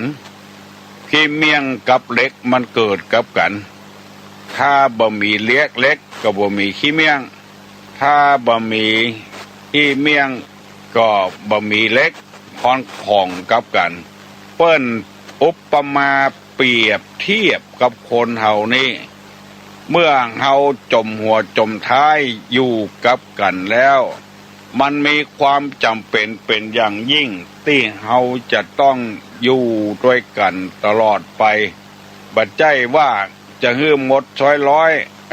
เหมือนอ้อยกังก่อหมดแต่นอเหมือนต่อไฟไหม้บัดใจอย่างอั้นก็เมื่อมันจมหัวจมตายอยู่กับกันแล้วลูกเฮาเกิดกับเฮาแล้วผัวกับเมียกาเฮาไปค่ได้เปิ้นเมื่อได้กันมาแล้วมันจะฮื้อมีความเจริญรุ่งเรืองเหมือนกับเปิ้นกับต้านต้องมีการปฏิบัติธรรมวิธีปฏิบัติธรรมนั้นง่ายไม่ใช่ยากเท่าใดคือได้ยินพระสงฆ์พระเจ้าครูบาอาจารย์ท่านมาหาท่านพระครูท่านเจ้าคุณเทศกันที่ไหนเอาฟังกันที่ห้านแล้วนำมาใจแล้วปรับปรุงวิถีชีวิตตัวเองมันก็จะดีขึ้นถ้าบ่ดีขึ้นฝ่ายใดฝ่ายหนึ่งเขาจะไปเดือดไปร้อนก็บ่ได้ไปเปิดเสื้อหรือเปิ้นหันหลังมันขี้เมี่ยงกับเล็กมันเกิดกับกันแล้วจำเป็นได้พอได้กอยเลี้ยงได้ดูมันจะไปคิดนอกเหตุนอกหอยนอกศีลนอกธรรมอันใดถ้ามันนอกธรรมชาตินอกธรรมะไปแล้วมันจะเดือดร้อนเมื่อรุนปัจจัยเดือดร้อนกับตัวเองคนอื่นก็พลอยเดือดร้อนไปด้วยอันนี้โบราณเพิ่นว่าขี้เมี่ยงเกิดกับเล็กมันจำเป็นจะต้องพอคอยดูแลกันในพระพุทธศาสนาของเขาก็มีภิกษุภิกษุณีอุบาสกอุบาสิกา3-4 คนเท่านั้นที่จะได้พอคอยดูแลกันขี้เมี่ยงกับเล็กมันเกิดกับกันแล้วตัวเจ้าก็ต้องอดสาหะวิริยะพยายามสั่งสอนศรัทธานาบุญทั้งหลายแนะกินน้ำตาลเพราะศรัทธาบ่มีโอกาสได้ศึกษาเล่าเรียนพระธรรมวินัยนักหนาปาปานเหมือนตัวเจ้าศรัทธาก็ต้องดูแลอุปถากซึ่งกันและกันเพราะมันเกิดมากับกันเป็นของธรรมดาผิดน้อยถูกน้อยก็มีวิธีเดียวคือตานเหียเรียกว่าอภัยญตานจะไปตือไผ่ดีจะไปตือไผ่จ้าจ้างเป็นบาปก้าเมาหมัวอยู่ไปตามน้ำทำไปตามตัวน้ำเพียงใดดอกบัวเพียงอันเขาจะไปคิดว่าเขาลวกหรือเปิ้นฉลาดหรือเปิ้นคิดอย่างอี้ก็บ่ถูกโบราณเปิ้นว่าง่าวลวกคนเดียวบ่เต้าง่าวถึงหมู่เมื่อมันขี้เลี้ยงขี้เมี่ยงกับเล็กมันเกิดกับกันก็ต้องตีรูปตีตาอยู่กับกันไปกุมปีกุมเดือนกุมวันขอจะพยายามไปเสาะหาการหางานหาความผิดหาความเดือดร้อนเข้ามาสู่หมู่บ้านในหอในเฮือนเฮาก็แล้วกันบางรายนี่เปิ้นบ่ได้สนใจในธรรมะธรรมโมผิดกันถึงบ้านกินเหล้าเมายามาหาเรื่องกับลูกกับเมียขอให้พยายามหลีกเลี่ยงพรรษานี้ย่างอันใดได้ที่มันบ่มีสาระมีประโยชน์ก็พยายามย่างเหียเป็นต้นเหล้ายาป่าปิ้งในการลองปล่อยมันสัก3 เดือนเนาะมันจะลงดำลงแดงตายก็ปล่อยมันตาย มันเข้ามันก็ดีขึ้นมา เมื่อย่าง3 เดือนได้ก็ย่างต่อไปผลประโยชน์มันเกิดขึ้นนะ1บ่ผิดบ่เถียงกัน2สตางค์ก็จะได้เก็บหอมรอมริบไว้3พยาธิพยามก็จะบ่เกิดขึ้นจะดีขึ้นระยะ3 เดือนขอเชิญชวนพี่น้องทั้งหลายปฏิบัติธรรมวันนี้ตู้ลุงจะได้นำเอาจริยธรรมสำหรับคนเฮาที่อยู่ร่วมกันพ่อเฮือนอยู่กับแม่เฮือนแม่เฮือนอยู่กับพ่อหอพ่อเฮือนอยู่กับลูกกับเต้าอยู่กับเพื่อนพี่น้องเพื่อนบ้านใกล้เฮือนเคียงซึ่งกันและกันเอาจะได้ช่วยเหลือซึ่งกันและกันเปิ้นมีธรรมะประจำตัวอยู่ได้นำมาเสนอแล้วเป็นต้นว่าสังฆะวัตถุ4ทานปิยวาจาอัตถจริยาสมานัตตา2พรหมวิหาร4เมตตากรุณามุทิตาอุเบกขาได้นำเสนอไปแล้วเมื่อตะวานี้นำเสนอแถมว่าทันตาแปลว่าโหจักปรับปรุงตัวเข้ากับ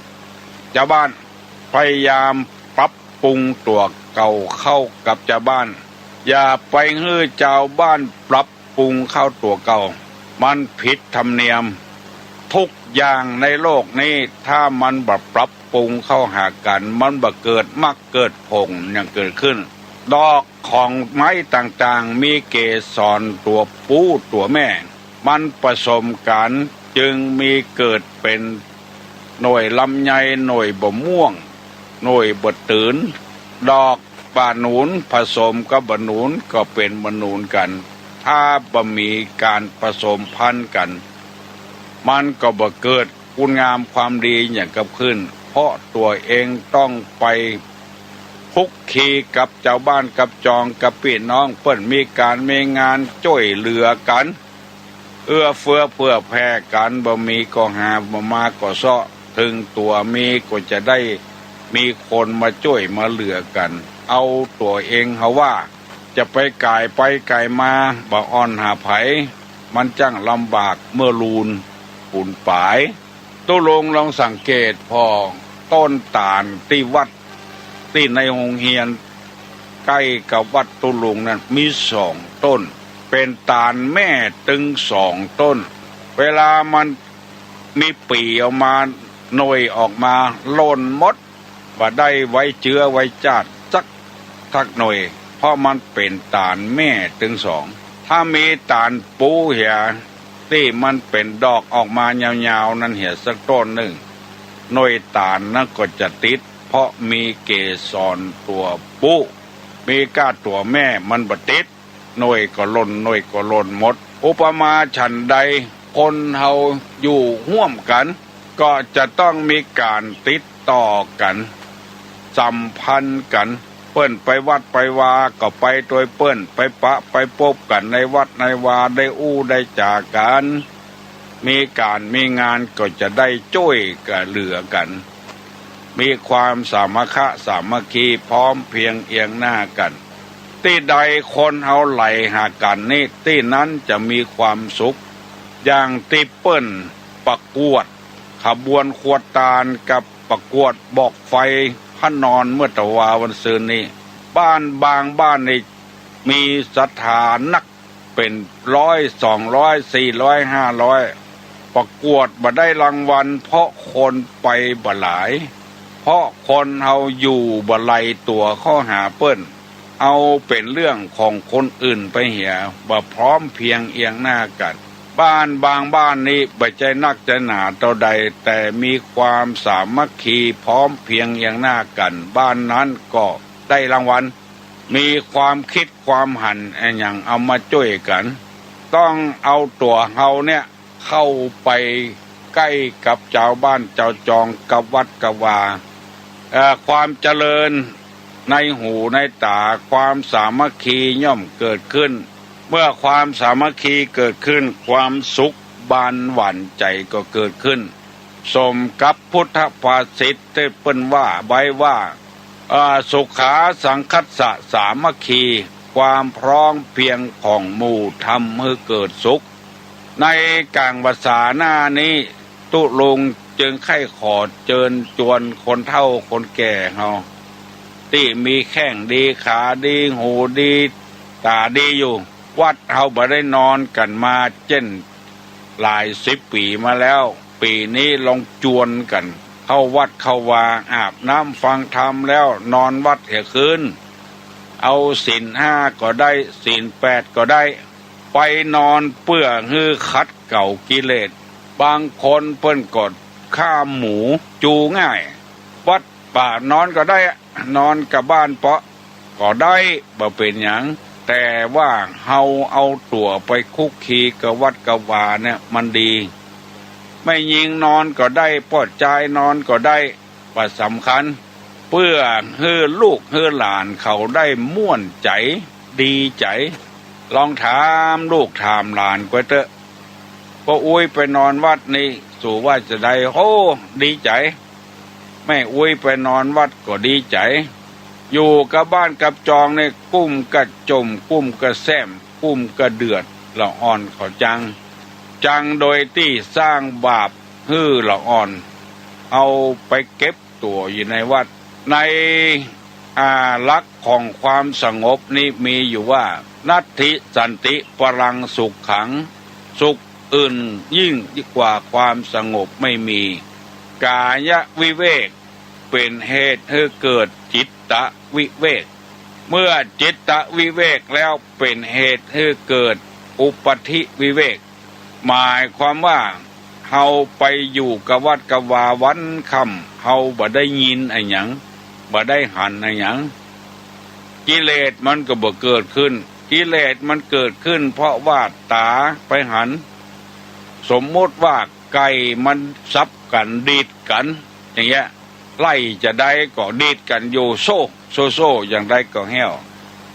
ก็อดบ่ได้แล้วเกิดกิเลสขึ้นมาแล้ว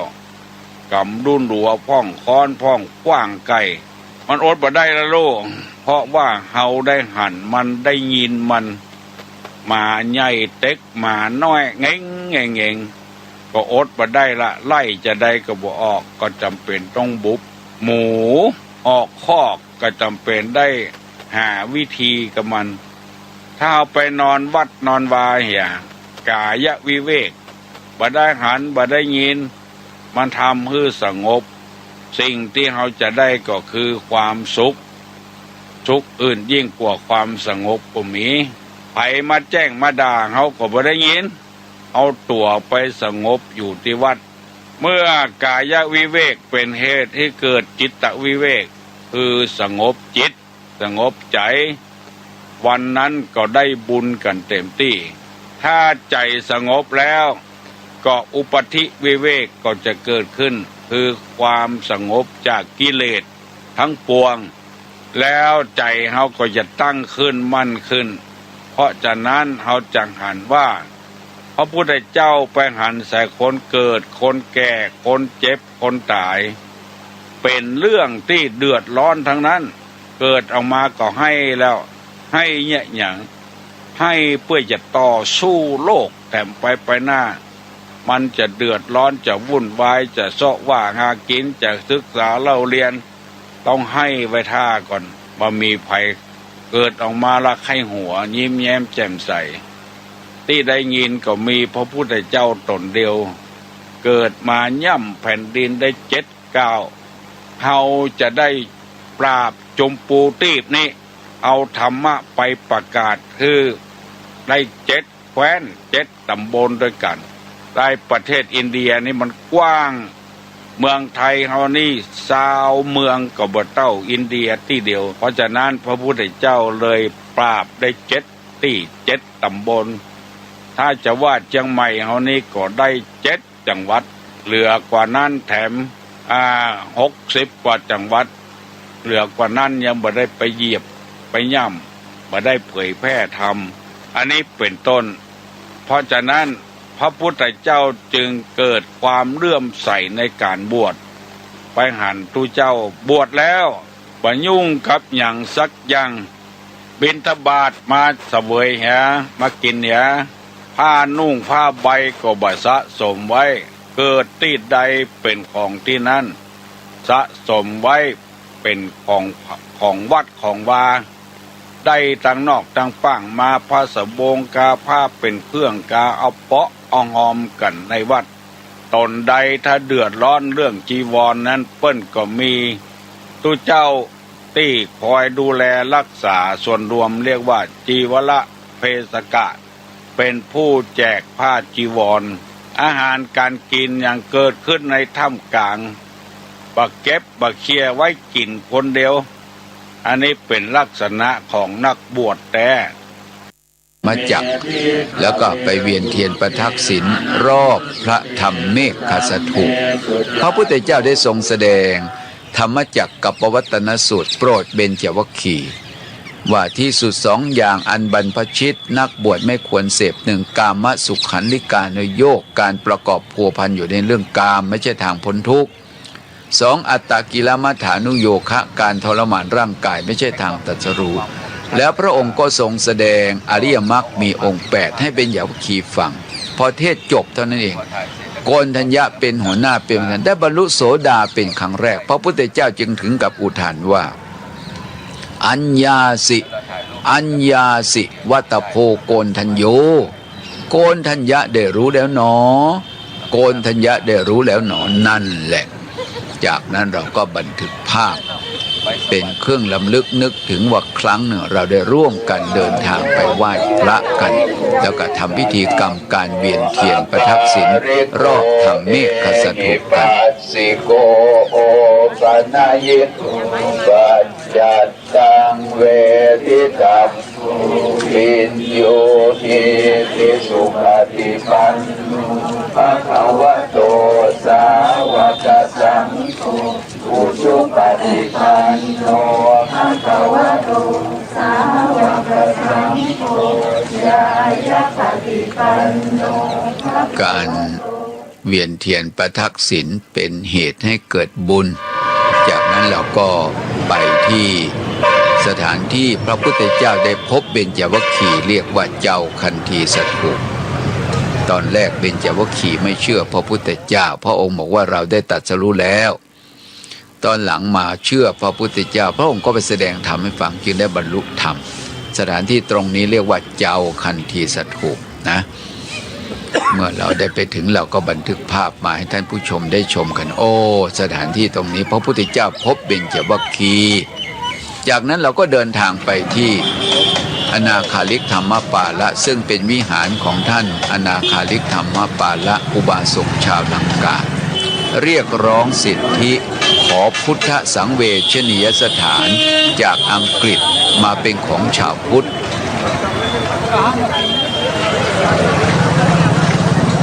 แล้วในที่สุดการเรียกร้องของท่านอนาคาลิกธรรมปาระได้สมประสงค์แล้วเมื่อท่านอายุได้60ท่านก็เข้ามาบวชในพระบวรพระพุทธศาสนาก่อนที่ท่านจะมรณภาพท่านก็ได้ปฏิญาณตนว่าขอให้ได้เกิดมารับใช้พระพุทธศาสนา25ชาติแล้วท่านก็นอนตายโดยอาการสงบในวิหารของท่านเรียกว่าอนาคาลิกธรรมปาละวันมีประชาชนคนทั้งหลายเข้ามาดูมาชมเป็นหมื่นเป็นแสนกัน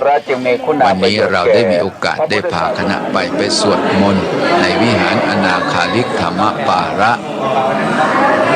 ได้บันทึกพระพุทธรูปปางปฐมเทศนาแล้วก็ทางพระสงฆ์ลังกาก็นำพระบรมธาตุว่าคนที่จะเข้าไปถึงเอาพระบรมธาตุมาเทินที่ศีรษะแต่ละคนเป็นสิริมงคลเป็นโชคเป็นบุญญาลาภของคณะผู้แสวงบุญวันนี้เราได้เดินทางไปไหว้อนาคาลิกธรรมปาละแล้วเราก็จะได้เดินทางไปชมกิจกรรมประเพณีการอาบน้ำล้างบาปที่ฝั่งคงคากันตามความเชื่อถือของลัทธิของพราหมณ์ความเชื่อถือเนี่ยเป็นที่มาของ ความเลื่อมใสศรัทธาตราบใดที่แม่น้ำคงคายังไหลอยู่ไม่มีใครที่จะหมุนความเชื่อความศรัทธาของชาวนี้จากพระศิวะได้เลยเราก็เดินทางออกจากอนาคาลิกธรรมปาระจะได้เดินทางไปสู่ที่ฝั่งแม่น้ำคงคาวันนี้โอกาสที่เราได้เดินทางถนนหนทางรถติดถนัดเหมือนกับประเทศไทยของเราในประเทศอินเดียความหนาแน่นรถติดแน่นถนัดทั้งซ้ายทั้งขวาอย่างที่ท่านผู้ชมได้เห็นอยู่ในขณะซากศพเนี่ยเอาใส่หลังคารถมาจะทำพิธีการเผานี่แหละญาติโยมคนอินเดียเขากินง่ายอยู่ง่ายนอนง่ายตายง่ายอย่างนี้เห็นตายยังใส่หลังคารถเอามาจุ่มน้ำในแม่น้ำคงคาแล้วไปลอยในแม่น้ำคงคาแม่น้ำคงคาถือว่าเป็นแม่น้ำศักดิ์สิทธิ์ในสมัยอังกฤษมาปกครองได้สร้างสะพานข้ามแม่น้ำคงคาด้านบนเป็นที่วิ่งของรถไฟรถยนต์ข้างล่างเป็นที่วิ่งของรถไฟมาแล้วเว้ยโน่นหลังจากที่เราได้ลงเรือเพื่อจะไปล่องคงคากันเราก็ไปชมสถานที่การอาบน้ำล้างบาปว่าคนเชื่อถือแม่น้ำคงคาศักดิ์สิทธิ์ว่าเขาจะไม่เผาศพอยู่5ประเภท1เด็กน้อย2หญิงพรหมจารี3นักบวช4คนเป็นโรคเรื้อน5คนถูกหมูกัดเมื่อไม่เผาก็เอามาจุ่มในแม่น้ำคงคาลอยให้เป็นอาหารของปลาและเต่าแล้วก็ไปชมสถานที่เป็นที่อาบน้ำล้างบาปที่มีอยู่ก็จะต้องเอาไปจุ่มในแม่น้ำคงคาเนี่ยเมื่อจุ่มในแม่น้ำคงคาบาปที่มีอยู่ก็หลุดลอยไปกับสายทานของพระเจ้านั้นเนี่ยถ้าเป็นที่เผาศพเป็นที่ท่าศักดิ์สิทธิ์เรียกว่าท่ามณิกันนิกาคาตคือพระเจ้ามาอาบน้ำแล้วต่างหูได้ก็หลุดหายไปใครได้มาเผาศพที่พระเจ้าตรงนี้เขาเรียกว่ามีความศักดิ์สิทธิ์เอาละเรื่องของการเผาศพนั้นก็ถ้าเป็นศพผู้หญิงก็เอาผ้าเหลืองห่อถ้าเป็นศพผู้ชายก็เอาผ้าขาวห่อเขาก็เผากันมากมายเพราะคนอินเดียนี่ตายแต่ละวันนะคนหลายนั่นดูที่วางแล้วเกะแล้วกัดตามบันไดนี่คือศพผ้าเหลืองเป็นศพผู้หญิงถ้าเป็นพวกขาวก็เป็นศพผู้ชายการเผาก็เรียกว่าเผาจากปากไฟเผาปากก่อนเพราะว่าพรางนี้เกิดจากโกรธจากปกท่านี้เป็นท่ามณิกันนิกาคาตจากนั้นเราก็จะเดินทางไปท่าอัศวเมธคือท่าที่บูชาม้า10 ตัวในขณะที่เราเดินทางในฝั่งแม่น้ำคงคาเราก็ทำพิธีกรรมการบูชากระทงไปบูชารอยพระบาทขององค์สมเด็จพระสัมมาสัมพุทธเจ้าที่พระพุทธเจ้าได้มาประดิษฐานรอยพระบาทอยู่ฝั่งแม่น้ำนำมาถานาทีนี่แหละประเพณีของความเชื่อถือชาวพุทธก็เอาวัฒนธรรมประเพณีต่างๆมาน้อมเข้าหาเวลาเผาศพคนอินเดียเขาก็บอกเอาไปล้างน้ำเพราะน้ำเนี่ยไหลมาจากมวยผมพระศิวะเจ้ามีความศักดิ์สิทธิ์แต่ถ้าคนไทยก็บอกว่าลดน้ำเพื่อขอขมาลาโทษนั่นทำเมื่อปีความหมายจากนั้นเราก็จะทำพิธีกรรมการบูชารอยพระบาทอะโตสัมมาสัมพุทธัสสะนะโมตัสสะภะคะวะ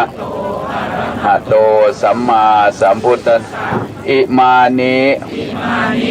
ปฏิปานิสัมมาสัมพุทธัสสะปาทะติเลยะสัมมาสัมพุทธัสสะหลังจากที่เราได้ทำพิธีกรรม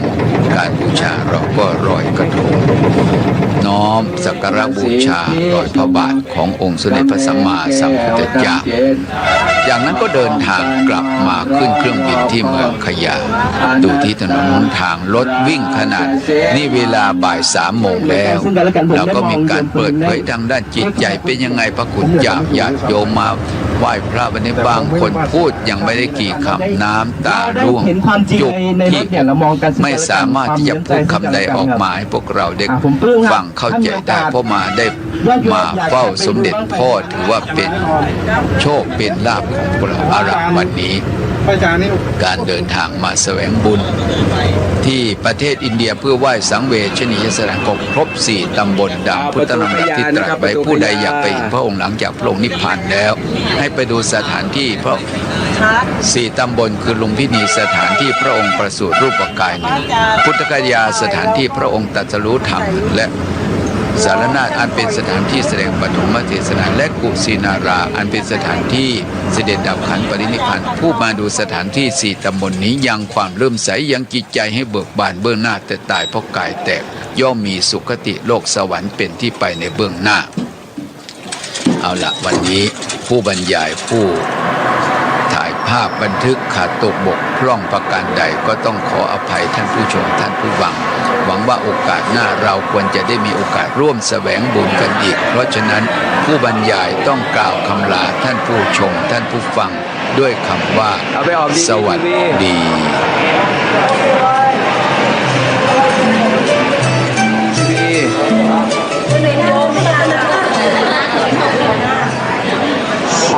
ขอบคุณนายสมฤทัย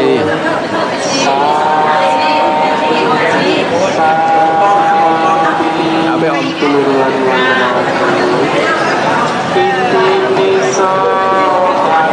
ขออนุญาตเอาไปออกดีๆทีวีนะเอาระดับในพลนะวิจาจารณตัมปันโนสุกโต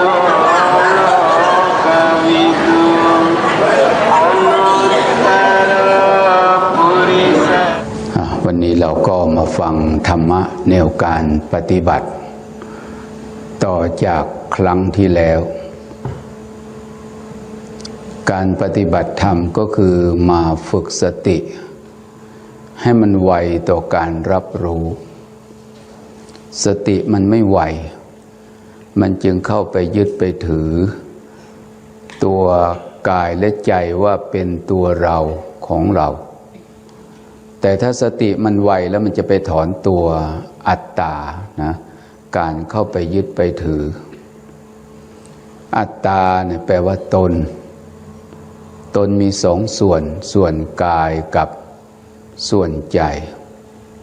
ส่วนกายท่านเรียกว่ารูปส่วนจิตใจท่านเรียกว่านามถ้าเราเอากายกับใจมารวมกันเข้าคำว่าเราก็เกิดเราในภาษาบาลีว่าอัตตาถือกายว่าเป็นเรานั่งคือเรานั่งยืนคือเรายืนเดินคือเราเดินนอนคือเรานอนแต่ถ้าเราเห็นกายเป็นรูปเห็นจิตเป็นนามมันแยกถอนขจายคณะสัญญาออกมาเห็นกายเป็นรูปเห็นจิตเป็นนามมันก็เลยถอนตัวอัตตาตัวอัตตาตัวนี้มันทำให้เราเป็นทุกข์ขาของเราตัวของเราตั้งใจปฏิบัติใจไม่นิ่งใจไม่สงบนี่คือตัวอัตตาแต่ถ้าสติปัญญามันไวมันจะเห็นตัวอัตตาเป็นสุญญตาว่างเปล่าจากคำว่าตัวเราของเราเพราะฉะนั้นการฝึกสติให้มารู้ความเป็นไปของกายที่มีการเคลื่อนไหวอย่างการกราบพระเนี่ยการกราบพระมันเป็นวิปัสสนาหรือไม่ถ้าเรากราบเป็นมันก็เป็นถ้าเรากำหนดไม่เป็นมันก็ไม่เป็นการกราบพระวันนี้ก็จะนำเรื่องความหมายคำว่าวิปัสสนากับกรรมฐาน2 คำอธิบายให้ฟังก่อนกรรมฐานศัพท์นี้แปลว่าอุบายนะอุบายทำให้เกิดปัญญาเขาเรียกว่าวิปัสสนากรรมฐานวิปัสสนากรรมฐานถ้าเราไปรู้ความจริงแล้วมันถอนการเข้าไปยึดไปถือว่ากายเป็นเราว่าจิตเป็นเราให้หมดไปถามว่า ถ้าถอนแล้วมันได้อะไรขึ้นมามันละวาง ถ้าเราไม่ถอนใจเราก็เป็นทุกข์เราไม่เข้าใจความจริงอยู่กับธรรมะมันถอนตัวอัตตาการเข้าไปยึดไปถือกายและใจว่าเป็นตัวเราของเราเวลานั่งก็บอกว่าเรานั่งเวลาเดินก็บอกว่าเราเดินเวลายืนก็บอกว่าเรายืนเวลานอนก็บอกว่าเรานอนอันที่จริงที่เรานั่งเรายืนเราเดินเรานอนคือกายแต่ตัวสติมันไม่ไวพอเลยไปยึดกายว่าเป็นเราพอไปยึดกายว่าเป็นเราพอกายเป็นทุกข์มันไม่ได้ทุกข์แต่กายใจเราทุกข์ด้วยเพราะเราเข้าไปยึดกายว่าเป็นเราอันนี้แหละพระพุทธเจ้าจึงสอนให้เราเข้าใจความจริงร่างกายเป็นตัวสภาวะของรูปจิตใจเป็นส่วนสภาวะของนามถ้าเราเห็นกายเป็นรูปเห็นจิตเป็นนามมันก็ถอนตัวอัตตาเมื่อถอนตัวอัตตาแล้วใครทุกข์รูปทุกข์นามทุกข์เนี่ยรูปทุกข์นามทุกข์เพราะฉะนั้นเวลาเรากราบพระเวลากราบพระเนี่ยมันเป็นกิริยาของกายที่เรากราบด้วยความนอบน้อมเป็นวิปัสสนาไม่กราบไม่เป็นวิปัสสนาการยกมือขึ้นการยกมือมาประนมการยกมือขึ้นจบการยกมือจบแล้ววางมือลงกราบหมอบกายกราบลงถึงพื้นถามว่าแต่ละขณะนะเป็นกายเป็นอาการของกายไม่ใช่เราแต่ปัญญาที่ไปเห็นอาการของกายที่ยกขณะหนึ่งความรู้แล้วตอนนี้ความรู้ที่ไปรู้เรายกมือขึ้นมาประนมขณะหนึ่งยกมือขึ้นจบขณะหนึ่งวางมือลงกราบขณะก้มศีรษะลงกราบขณะหนึ่งความรู้ที่ไปรู้อาการของกายเคลื่อนแต่ละขณะถ้ารูปเที่ยงมันก็ยกไม่ได้ถ้ารูปเที่ยงยกขึ้นมาแล้วก็ยกขึ้นจบไม่ได้ถ้ารูปเที่ยงเมื่อเราจบแล้วเราก็วางลงมือกราบไม่ได้ถ้ารูปเที่ยงเราก็ก้มศีรษะหมอบกราบลงไม่ได้แต่ละขณะนั่นคือรูปไม่เที่ยงนี้คือตัวกรรมฐานแต่ตัวปัญญาที่มารู้ยกมือขึ้นขณะหนึ่งปัญญาที่มารู้ปนมมือขณะหนึ่งปัญญาที่มารู้อาการที่ยกมือขึ้นจบขณะหนึ่งปัญญาที่ไปรู้วางมือลงกราบขณะหนึ่งปัญญาที่มารู้อาการของกายก้มลงกราบขณะหนึ่งความรู้ที่ไปรู้อาการของกายกราบแต่ละขณะต่างหากเป็นวิปัสสนาแยกได้ไหมโยมไม่ปนกันใช่ไหมวิปัสสนากับกรรมฐานไม่ได้ปนกันคำว่าเจริญวิปัสสนาไม่ใช่มากราบเจริญวิปัสสนาก็มาเจริญตัวปัญญาไปเห็นอาการของกายกราบแต่ละขณะนี่คืออยู่กับปัจจุบันนี่อาการของการกราบพระเนี่ยถามว่ากราบช้าดีหรือกราบไวดีมันช้าก็ดีเร็วก็ดีมันไม่ใช่ตัววิปัสสนาแต่ตัววิปัสสนาอยู่ที่ปัญญาไปรู้อาการของกายเคลื่อนแต่ละขณะต่างหากความรู้เนี่ยเขาเรียกว่าวิปัสสนาเกิดแล้วมันละความเห็นผิดสมัยเก่าเป็นเรายกมือใช่ไหมยกมือขึ้นขณะหนึ่งยกมือขึ้นประนมคือเราแต่ตอนนี้ถ้าเราเจริญวิปัสสนาไปเห็นอาการของมือที่เรายกขึ้นขณะหนึ่งปัญญาที่ไปเห็นอาการของการประนมมือขณะหนึ่งปัญญาที่ไปเห็นอาการของการจบที่ศีรษะขณะนั้นปัญญาที่มารู้การวางมือลงกราบขณะนั้นปัญญาที่ไปเห็นกายหมอบกราบลงขณะหนึ่ง ปัญญาที่ไปเห็นกายเงยขึ้นขณะหนึ่งถามว่าแต่ละขณะนั่นคือรูปังอนิจจังนี่มีหลักพระพุทธเจ้าสอนให้กำหนดรู้ว่ารูปไม่เที่ยงเอวังภาคาจะปนัสสะภควโตสาวกเกสุอนุสาสนีพหุลาปวัตติอันหนึ่งคำพระผู้มีพระภาคเจ้าทรงแนะนำพระสงฆ์สาวกเนืองส่วนมากอย่างนี้ว่ารูปังอนิจจังนะเริ่มจะเห็นแล้วใช่ไหมอ้าวง่วงซะแล้วโอ้ยไปรอดหรือเปล่ายายจะไปนิพพานกลัวง่วงอยู่ รูปังอนิจจังรูปไม่เที่ยงนะรูปไม่เที่ยงอ้าวบัดนี้ก็มาต่อนะต่อว่าเวลาเดินจงกรมในอิริยาบถสี่อิริยาบถไหนหยาบท่านจะยกขึ้นแสดงก่อนในบรรดาอิริยาบถสี่นั้นอิริยาบถเดินเป็นอิริยาบถที่หยาบเพราะมีการเคลื่อนไหวท่านจึงแสดงไว้ก่อนในภาษาบาลีท่านกล่าวไว้ว่าคัจฉันโตวาคัจฉามีติปชานาติเมื่อเดินก็ให้รู้ชัดว่าเราเดินผู้มีปัญญาฟังแค่นี้บรรลุแล้วโยมแต่เราเฉยนะถ้าเป็นมีดพวกเราก็ถ้าเป็นเหล็กก็ไม่ใช่เหล็กธรรมดาไม่ใช่เหล็กน้ำผีนะโยมพวกเราเหล็กแหนบนะโยมต้องรับนานหน่อยนะรับนานแล้วคมไม่คมต้องใช้เวลาหลายปี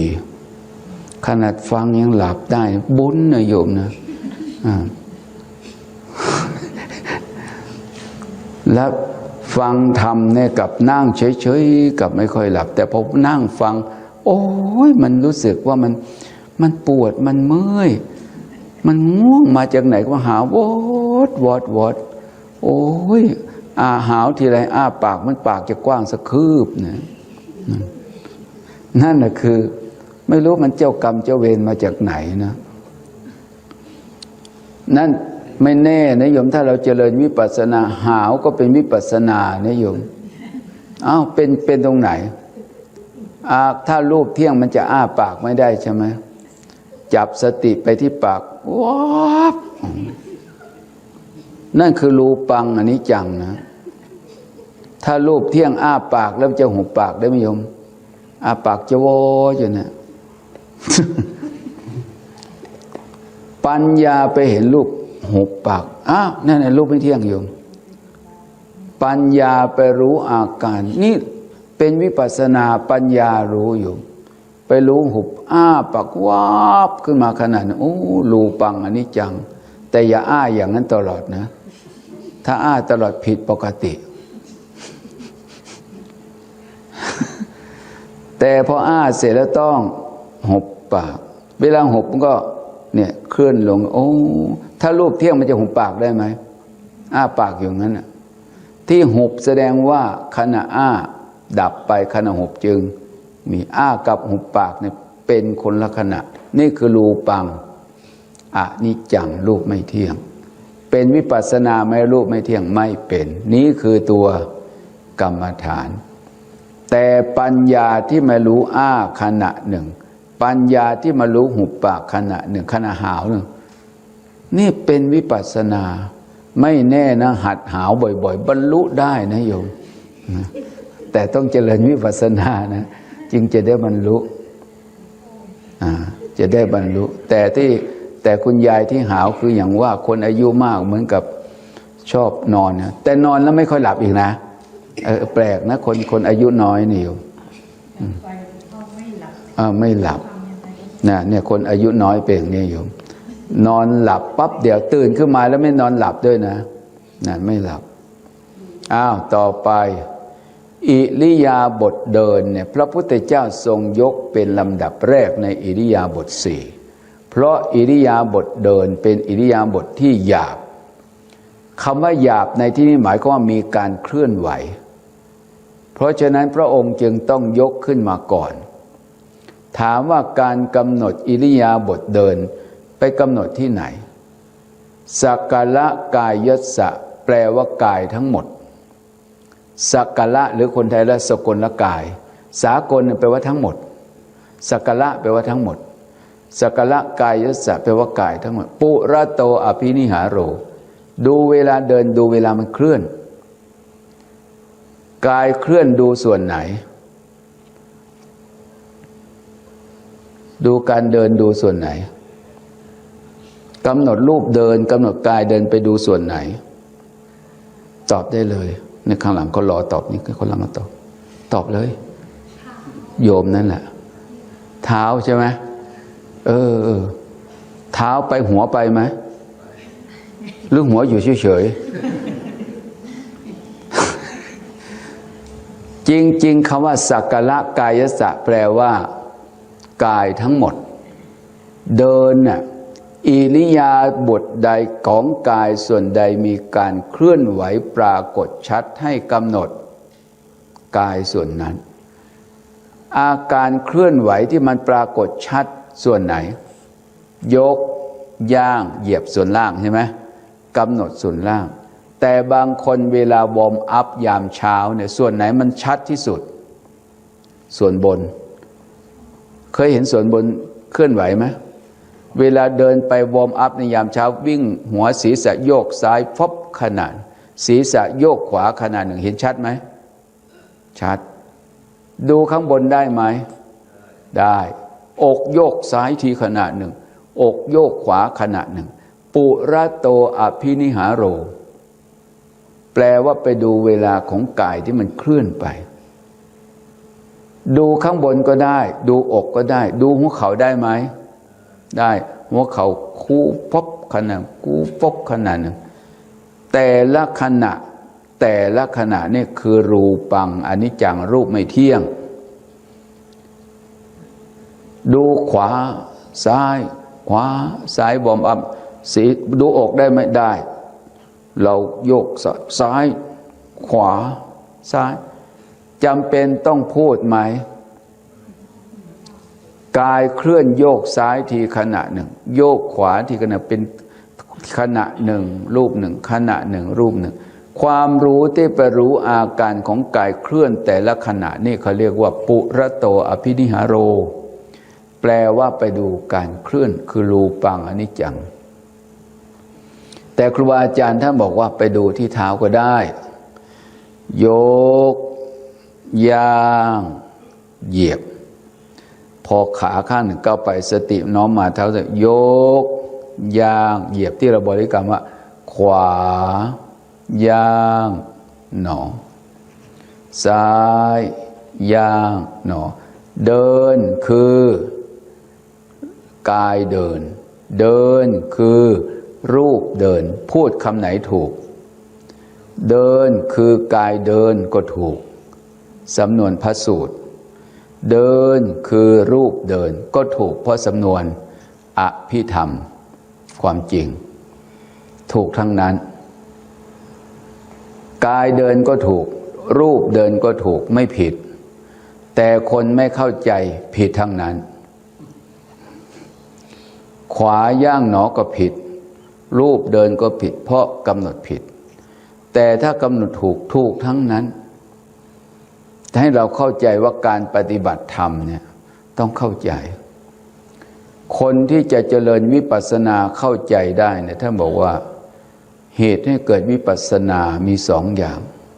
หนึ่งปรโตโคสะฟังให้เข้าใจอะไรเป็นรูปอะไรเป็นนามฟังให้เข้าใจว่ารูปไม่เที่ยงมันไม่เที่ยงตรงไหนนามไม่เที่ยงตรงไหนเนี่ยเขาเรียกว่าปรโตโคสะฟังให้เข้าใจอะไรเป็นรูปอะไรเป็นนามร่างกายเขาเรียกว่ารูปนะร่างกายทั้งหมดตั้งแต่ศีรษะถึงปลายเท้าเขาเรียกว่ารูปความรู้สึกนึกคิดทางด้านจิตใจเขาเรียกว่านามสรุปแล้วเอากายกับใจมารวมกันเข้าคำว่าเราก็เกิดถ้าเราเห็นกายเป็นรูปเห็นจิตเป็นนามมันจะถอนตัวอะไร อัตตาเมื่อถอนตัวอัตตาจะเกิดอะไรขึ้นสุญญตาแปลว่าอะไรสุญญตาว่างเปล่าจากคำว่าตัวเราของเราแล้วหัวใครหัวรูปไม่ใช่หัวรูดนะฮะหัวรูปนั่งเป็นรูปจิตรู้กายนั่งเป็นนามกายเดินเป็นรูปจิตรู้กายเดินเป็นนามเดินก็เป็นรูปอย่างหนึ่งจิตรู้กายเดินก็เป็นนามอย่างหนึ่งเกี่ยวกับเราไหมไม่เกี่ยวรูปกับนามเนี่ยมันอยู่ได้มันอาศัยกันเดินกำหนดอาการของกายเดินไปดูที่ความเคลื่อนไหวเท่านั้นไม่มีคำบริกรรมเลยนะคำว่ากำหนดหรือบริกรรมเนี่ยเขาเรียกภาษาผู้เจริญวิปัสสนาเรียกว่าโยนิโสมนสิการโยนิโสมนสิการแปลว่าคำไทยทำไว้ในใจโดยอุบายอันแยบคายฟังยากนะฮะเรื่องหลักภาษาโยนิโสแปลว่าถูกทางมนสิแปลว่าในใจกาละแปลว่าการกระทำถ้าจะแปลตามมหาปริญญาเขาแปลกันโยนิโสแปลว่าถูกทางถูกอุบายของมันมณะแปลว่าใจมนสิแปลว่าในใจการะแปลว่ากระทำไว้ในใจโดยอุบายอันแยบคายพูดคำไทยฟังง่ายๆไม่ต้องไปเล่นแร่แปลธาตุอะไรก็คือกำหนดถูกเมื่อกำหนดถูกทำถูกผลก็ย่อมเกิดขึ้นทำยังไงจึงจะกำหนดถูกต้องอาศัยปรโตโคสะฟังให้เข้าใจมาศึกษาให้เข้าใจว่าอะไรเป็นรูปอะไรเป็นนามนี่ปรโตโคสะศึกษาเข้าใจแล้วจะได้กำหนดถูกเหมือนพระพุทธเจ้าอุปมาให้พระภูมิชะเถระฟังพระภูมิชะเถระไปบิณฑบาตเจ้าชายอภัยราชกุมารพระราชโอรสของพระเจ้าพิมพิสารทูลถามปัญหาพระภูมิชะว่าพระคุณเจ้าโยนิโสมนสิการกับตัววิปัสสนานี่มันต่างกันอย่างไรคนตั้งใจปฏิบัติแต่ไม่ได้บรรลุกับคนไม่ได้ตั้งใจปฏิบัติแต่ก็ปฏิบัติที่ได้บรรลุเพราะอะไรพระภูมิชะเถระเลยเรียนถวายพระเจ้าชายอภัยกุมารบอกว่าเพราะคนที่ตั้งใจปฏิบัติไม่ได้บรรลุเพราะกำหนดไม่ถูกพระเจ้าค่ะแล้วคนที่ไม่ตั้งใจปฏิบัติแต่ได้บรรลุเพราะอะไรเพราะกำหนดถูกตอบอย่างนี้มันจะผิดหรือเปล่าตอนเย็นแล้วเข้าไปหาพระพุทธเจ้าหม่อมฉันตอบปัญหาเจ้าชายอภัยราชกุมารอย่างนี้จะผิดหรือเปล่าพระเจ้าค่ะพระพุทธเจ้าเราไม่ผิดหรอกภิกษุพระพุทธเจ้าเลยอุปมาให้ฟังว่าคนกำหนดไม่ถูกแม้ตั้งใจปฏิบัติก็ไม่ได้บรรลุอุปมาเปรียบเทียบเหมือนคนต้องการน้ำมันงาคนต้องการน้ำมันงาแต่คนนั้นไม่ฉลาดเกิดมาก็ไม่เคยเห็นเมล็ดงาเขาขาดกัลยาณมิตรเข้าไปในป่าไปหาเมล็ดงาไปเจอทรายแก้วอยู่ในป่าเอาขันหนึ่งตักมาทรายแก้วมาขันหนึ่งมาถึงบ้านแล้วเขาก็เททรายแก้วลงในโม่แล้วก็พรมด้วยน้ำบุรุษนั้นก็ตั้งใจบดขอให้เมล็ดทรายนี้จงออกมาเป็นน้ำมันงาบดถูกไหมนี่เขาเรียกว่าโยนิโสมนสิการไม่ถูก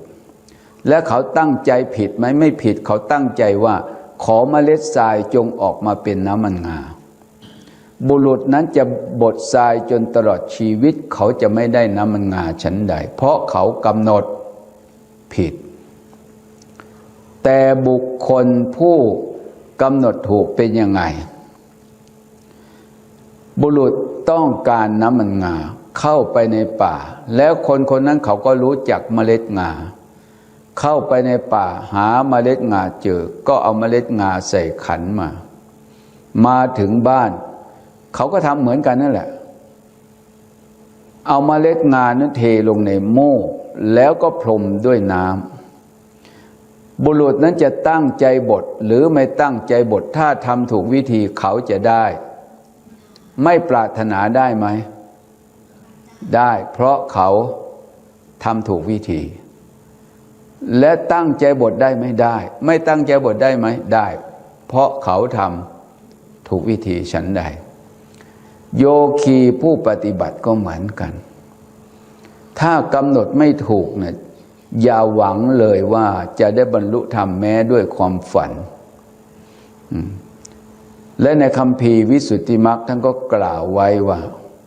วิปัสสนาต้องอาศัยคณิกะสมาธิเท่านั้นจึงจะได้บรรลุธรรม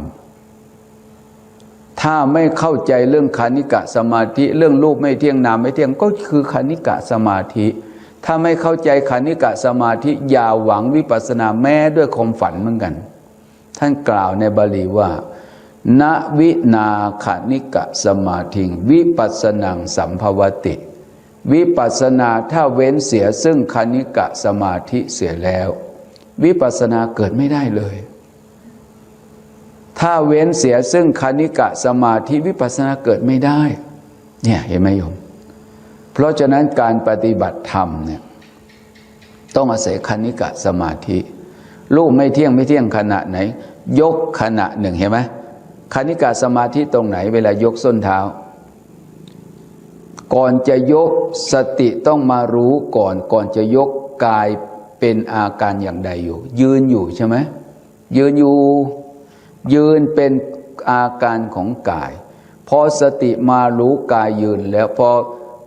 ยกส้นเท้าไปขณะยกส้นเท้าขณะยืนธรรมดาเหยียบอยู่กับพื้นเป็นไงขณะเหยียบดับไปขณะยกจึง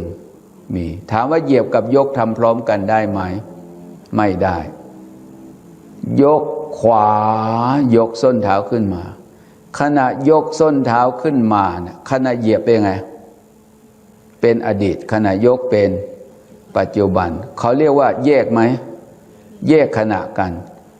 ขณะเหยียบกับขณะยกทำพร้อมกันได้ไหมไม่ได้อะไรขาดไปสันตติความสืบต่อไอ้เท้าเหยียบกับเท้ายกเนี่ยมันเป็นคนละขณะเขาเรียกว่าขาดแยกระหว่างขณะเก่ากับขณะใหม่เขาเรียกสันตติขาดเมื่อสันตติขาดก็คือรูปังอนิจจังเป็นคนละขณะยกที่เราบอกคำว่าเรียกขวาเนี่ยยกคำว่าขวายกส้นเท้าขึ้นมาขณะเหยียบดับไปขณะยกจึงมีนี่คือรูปังอนิจจังรูปไม่เที่ยงภาษาบาลีว่าปุระโตอภินิหารโรแปลว่าเคลื่อนมันเคลื่อนจากขณะเหยียบไปสู่ขณะยกอย่างนี้เป็นวิปัสสนาไหมเป็นหรือไม่เป็นไม่เป็นตัวอะไรกรรมฐานอะไรเป็นตัววิปัสสนาปัญญาที่ไปเห็นขณะเหยียบกับปัญญาที่ไปเห็นขณะยกเป็นคนละขณะกันนั่นตัวคำว่าเจริญวิปัสสนาก็ไปเจริญตัวปัญญาใช่ไหมปัญญาไปเห็นรูปปรากฏรูปเดินปรากฏโดยความไม่เที่ยงในขณะไหนขณะยกเอายกเสร็จแล้วปัจจุบันอยู่ที่ไหนยกขณะยกเนี่ยเป็นปัจจุบันเวลาเท้าเคลื่อนไปย่างพอเคลื่อนเท้าไปขณะยกเลยกลายเป็นอดีตขณะย่างเป็นนี่คือรูปไม่เที่ยงขณะที่สองยกขณะหนึ่งนี่เขาเรียกว่าคณิกะสมาธิหมดไปไหมรู้แล้วหมดไปอ้าวย่างขณะหนึ่งยกหมดไปย่างจึงมีนี่คือรูปไม่เที่ยงขณะที่สองเป็นวิปัสสนาไหมไม่เป็นอะไรกรรมฐานอะไรเป็นวิปัสสนาตัวปัญญาคือความรู้ที่ไปรู้เคลื่อนปุระโตอภินิหารโรปัญญาไปรู้เคลื่อนพับขณะหนึ่งคือตัววิปัสสนา พอเคลื่อนไปแล้วก่อนจะเหยียบปัจจุบันอยู่ที่ย่างพอหย่อนเท้าลงเหยียบขณะย่างเป็นไงดับไปขณะเหยียบจึงมีสรุปแล้วรูปเดินแต่ละขณะเหยียบไม่ใช่ขณะยกขณะยกไม่ใช่ขณะย่างขณะย่างไม่ใช่ขณะเหยียบตัวปัญญาที่ไปแยกแต่ละขณะต่างหากเป็นวิปัสสนาไปเห็นรูปเดินปรากฏโดยความไม่เที่ยงถามว่าขณะที่เราไปเห็นยกเห็นย่างเห็นเหยียบมีอดีตมีอนาคตไหมไม่มีใจไปรู้ขณะยกใจไปรู้ขณะย่างใจไปรู้ขณะมันทิ้งอดีตละอนาคตแต่ละขณะชีวิตจบแค่ความรู้สึกระลึกรู้ขณะหนึ่งเท่านั้นอันนี้ทางออกจากทุกข์นะทางออกจากทุกข์ไม่มีเมื่อวานไม่มีพรุ่งนี้คนเจริญวิปัสสนามีอะไรอย่างเดียวปัจจุบันรู้จักไหมปัจจุบันโยมบัดนาว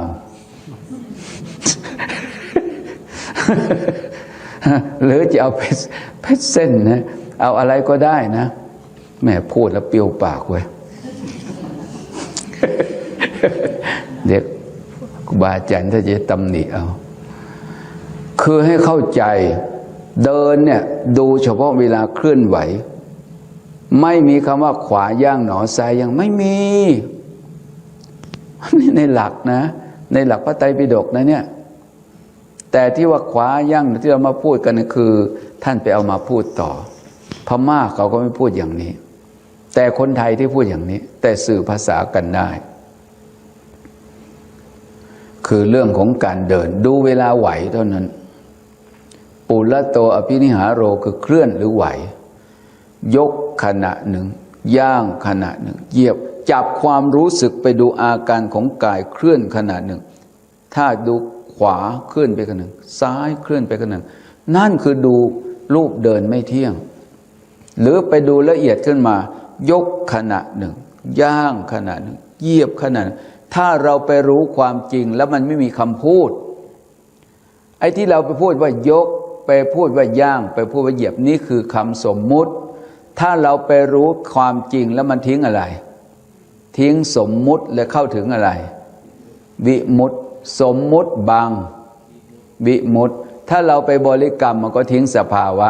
ถ้าเราไปเห็นสภาวะเราก็ทิ้งสมมุติสภาวะคือความจริงคือปรมัตถธรรมเหมือนเรากินมะขามอ่อนเอามะขามอ่อนแล้ววันนี้เอามะขามอ่อนที่กำลังเดินสามนี่นะมะขามอ่อนเอามาจิ้มเกลือก็ได้จิ้มกะปิก็ได้อย่าเพิ่งกลืนน้ำลายทีเอามะขามอ่อนเอามาจิ้มเกลือและกะปิเอาใส่ปากเคี้ยวมับเข้าไปเกิดอะไรขึ้นต้องพูดไหมไม่ต้องรู้อะไรรู้รสใช่ไหมจำเป็นต้องพูดไหมว่าเปรี้ยวเนี่ยไม่ต้องพอเคี้ยวแล้วรสปรากฏนั่นคือความจริงแต่ที่เราไปพูดน่ะคือเอาคำสมมุติว่าเปรี้ยวมาเป็นคำให้รู้ความหมายรสที่ปรากฏนั่นคือสภาวะคือความจริงถ้าเราไปเห็นความจริงแล้วไม่ต้องพูดรู้กัน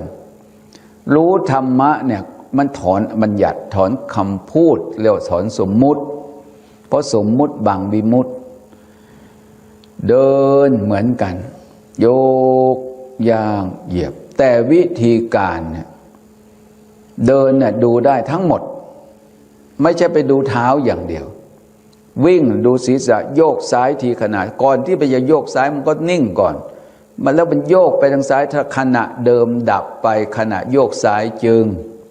ปรากฏเห็นไหมนี่คำว่าเจริญวิปัสสนากายโยกนะคือการเดินไม่ใช่ตัววิปัสสนา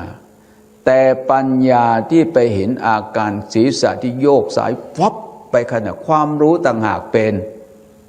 วิปัสสนาวิปัสสนาไปเห็น กายโยกกายเดินปรากฏโดยความไม่เที่ยงเห็นไหมลงไตรลักษณ์แล้วไม่เที่ยงที่ถ้าเที่ยงยืนอยู่แล้วจะโยกซ้ายได้ไหมนิ่งอยู่กับที่ไอ้ที่โยกไปทางซ้ายแสดงว่าขณะยืนน่ะเป็นไงดับไปขณะโยกซ้ายจึงมีไหมคนเดินแล้วหัวอยู่เฉยๆวิ่งแล้วหัวเฉยๆวิ่งหัวเฉยๆไม่มีหัวมันต้องโยกซ้ายทีโยกขวาทีใช่ไหมพอโยกซ้ายพอศีรษะโยกขวาขามันก็เปลี่ยนไปศีรษะก็โยกซ้ายโยกขวาเดินเนี่ยดูตรงไหนก็ได้ดูโยกซ้ายทีเป็นขณะหนึ่งโยกขวาทีขณะหนึ่งเป็นรูปหนึ่งตัววิปัสสนาไม่ใช่โยกซ้ายโยกขวาแต่ตัวปัญญาที่มารู้อาการของกายเคลื่อนไปขณะรู้แล้วก็หมดไปปัญญาที่ไปเห็นอาการของกายโยกขวาขณะรู้แล้วก็หมดความรู้ต่างหากเป็นวิปัสสนาวิปัสสนาไม่ใช่ไปเห็นนรกเห็นสวรรค์อันนั้นนอกทางวิปัสสนาต้องเห็นรูปไม่เที่ยงเห็นนามไม่เที่ยงถ้าพูดผิดมันก็ไม่ถูกถ้าพูดถูกมันก็ไม่ผิดใช่ไหมไอ้อธิบายอย่างนี้ก็ไม่ต้องพูดแล้ว คือคนจะออกจากกองทุกข์มันต้องรู้ความจริงเวลาเบื่อหน่ายก็เบื่อหน่ายในรูปในนามนี้มันไม่ใช่ไปเบื่อหน่ายหน้าพ่อบ้านแม่บ้านที่ไหนเบื่อหน้าลูกหน้าหลานอันนั้นไม่ใช่ทางออกจากทุกข์เบื่อหน่ายในรูปในนามนี้มันเป็นตัวทุกข์นั่งก็เป็นทุกข์ยืนก็เป็นทุกข์เดินก็เป็นทุกข์นอนก็เป็นทุกข์มีที่ไหนนั่งยืนเดินนอนแล้วไม่ทุกข์ไม่มีมันเบื่อหน่ายจำเจเนี่ยคณะอนุสาสนีไปพร่ำสอนดูมันเนืองๆนี่เดินไปดูอาการเคลื่อนไหวเท่านั้นเป็นอิริยาบถที่หยาบที่บอกว่าหยาบมีการเคลื่อนไหวโยกซ้ายทีขณะหนึ่งเป็นรูปจับความรู้สึกนะเวลาเดินเรามือเนี่ยเรายกขึ้นอย่างนี้โยกซ้ายโยกขวาศีรษะสายไปทางซ้ายทีเป็นขนาดโยกขวาอีกขณะหนึ่งโยกซ้ายหรือจะดูเท้าขวาซ้ายขวาซ้ายไม่พูดได้ไหมได้พูดได้ไหมได้ผิดไหมไม่ผิดผู้ใหม่ต้องบริกรรมวจสาพูดให้คล่องปากแต่สำหรับผู้ชำนาญแล้วจำเป็นต้องพูดไหมไม่ต้องพูดด้วยวาจาแต่มนสากำหนดด้วยใจกำหนดด้วยใจถ้ากำหนดด้วยวาจาถ้าไวๆไม่ทันกำหนดช้าๆจึงทันอย่างยกมือยกขึ้นแล้วก็วางลงยกรู้วางลงยกวางยกวางแต่ถ้าทำไวๆพูดด้วยวาจาทันไหมแตกรู้ด้วยใจไหมกำหนดด้วยใจรู้ทันไหมทันเห็นไหมนี่คือมนสาคำว่ารูปไม่เที่ยงคนเจริญวิปัสสนาคำว่าเจริญวิปัสสนามันก็ชัดอยู่แล้วเจริญตัวปัญญาไปเห็นรูปเดินแต่ละขณะมันไม่เที่ยงเนี่ยคำว่าเจริญวิปัสสนาต้องมาฝึกสติกันยังไงเดินแบบไหนเดินวิปัสสนาแบบไหนก็ได้ไปดูอาการของกายที่เคลื่อนแต่ละขณะแต่เวลาเดินนะมันมีหลายอย่างเดินแบบหยาบๆขวาซ้ายขวาซ้ายระดับสองขวาซ้ายขวาระดับสามละเอียดยกย่างเหยียบเห็นไหมละเอียดขึ้นยกย่างเหยียบมันเป็นวิธีการทำให้เกิดปัญญาวิธีการเขาเรียกตัวกรรมฐานตัวปัญญาที่ไปรู้แต่ละขณะเนี่ยแม้จะรู้ยกรู้ย่างก็คือเคลื่อนนั่นแหละปุระโตอภินิหารโรนะเขาเรียกว่าดูการเดินเริ่มฟังออกแล้วยังเนี่ยโยนิโสมนสิการถูกเมื่อโยนิโสมนสิการถูกต้องอาศัยการฟังถูกเมื่อฟังถูกแล้วเวลาเราไปปฏิบัติเราจะได้กำหนดถูก กำหนดถูกเรียกว่าโยนิโสมนสิการถูกมันก็เป็นเหตุทำให้เกิดวิปัสสนาปัญญาเข้าไปรู้รูปปรากฏแต่ละขณะมันปรากฏแก่ความรู้สึกโดยความไม่เที่ยงยกขณะหนึ่งรู้ย่างขณะหนึ่งรู้เหยียบขณะหนึ่งรู้ศีรษะโยกไปทางซ้ายทีโยกศีรษะโยกไปทางขวาทีหรืออกโยกซ้ายทีขณะเป็นรูปหนึ่งโยกขวาทีเป็นขณะหนึ่งเป็นรูปหนึ่งตัวปัญญาไปรู้ว่าเดินคือกายเดินไม่ใช่เราเดินแต่ถ้าเราไม่ได้เจริญสติเวลาเดินแต่ละขณะบอกว่าเราเดินนี่ปัญญาไปตามดูรู้เห็นตามความเป็นจริงเป็นการปฏิบัติธรรมฝึกสติอบรมปัญญาพัฒนาจิตใจให้มันไวต่อการรับรู้นี่เดินนะเดินนี่มันหยาบไม่เที่ยงวิ่งได้ไหมเดินได้ไล่ควายเนี่ยเป็นวิปัสสนาไหมเป็นควายมันกินข้าวจะเดินช้าๆก็กินหมดใช่ไหมต้องเดินแบบไหนวิปัสสนาก็ก้าวไว้ขวาซ้ายขวาซ้ายขวาซ้ายดูอาการรู้ทันต้องเจริญปัญญากำหนดด้วยใจเดินช้าๆควายมันกินปุ๊บปุ๊บปุ๊บก็กินไปเรื่อยใช่ไหมแต่ถ้าเราเดินไปไวควายก็กินได้น้อยลงมากำหนดถูกก็ถูกกำหนดไม่ถูกก็ไม่ถูกถ้าเราไม่เข้าใจก็กำหนดไม่ถูกเนี่ยเดินเดินเข้าใจแล้วนะบัดนี้มาดูนั่งรูปนั่งไม่เที่ยงไปดูตอนไหน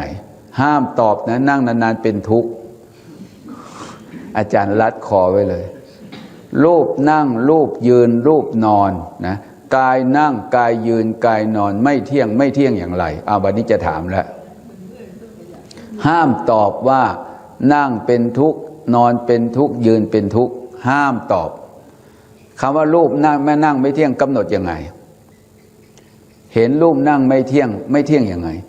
เพราะว่าขึ้นชื่อว่ารูปเราสวดมนต์ว่าขึ้นชื่อว่าร่างกายขึ้นชื่อว่ารูปแล้วบอกว่ารูปอย่างเดียวรูปังต่อท้ายว่าอะไรอานิจจังเห็นไหมมีไหมต้องเปลี่ยนต้องพลิกยังเลยขึ้นชื่อว่ารูปเนี่ยต้องตอบต่อว่ารูปังอานิจจังรูปนั่งไม่เที่ยงไม่เที่ยงไงเอานั่งก่อนแถวหน้านี่แหละโยมอย่ามองพื้นนี่มองอาจารย์เนี่ยนี่โยมนั่นแหละเนี่ยไม่มองอีก โยมนั่นแหละรูปนั่งไม่เที่ยงมันไม่เที่ยงยังไงมาทางนี้มาทางนี้รูปนั่งไม่เที่ยงไม่เที่ยงไงตอบเลยในสมมติในศาลานี่มีเราคนเดียว มันไม่เที่ยงยังไงอาจารย์รัดเลยใช่ไหมอาจารย์รัดไว้แล้วล็อกไว้แล้วห้ามตอบว่านั่งนานๆเป็นทุกข์เขาห้ามตอบข้อนี้ฮะหลับหรือเปล่าง่วงปะนั่งนานๆแล้วง่วงเขาไม่ได้ถามว่าง่วงเขาถามว่ารูปไม่เที่ยง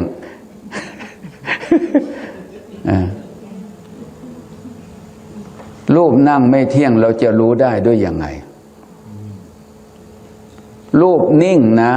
นั่งยืนนอนต้องสังเกตที่นามคำว่ารูปไม่เที่ยงเนี่ยรูปังอนิจจังพอนั่งปั๊บนะคือรูปังอนิจจังคือรูปไม่เที่ยงมันไม่เที่ยงอย่างไรนี่ต้องฟัง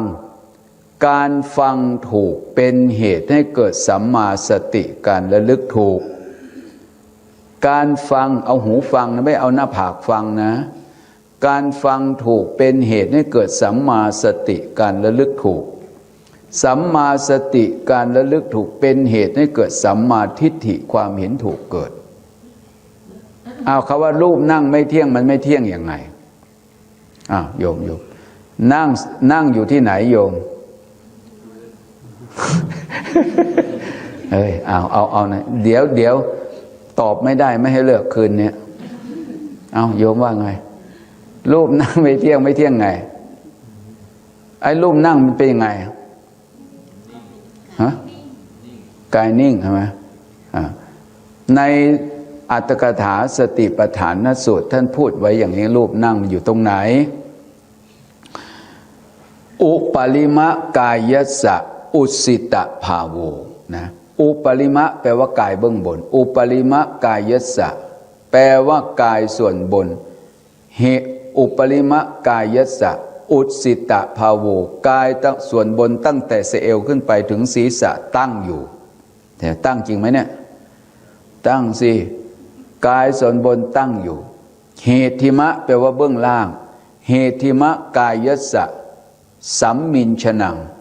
กายส่วนล่างตั้งแต่เอวลงไปคุดคูอยู่นิชชัดชาติวุจติเรียกว่ากายนั่งนี่กายนั่งเป็นอย่างนี้กายส่วนบนตั้งอยู่กายส่วนล่างคดคูอยู่นี่เขาเรียกว่ากายนั่ง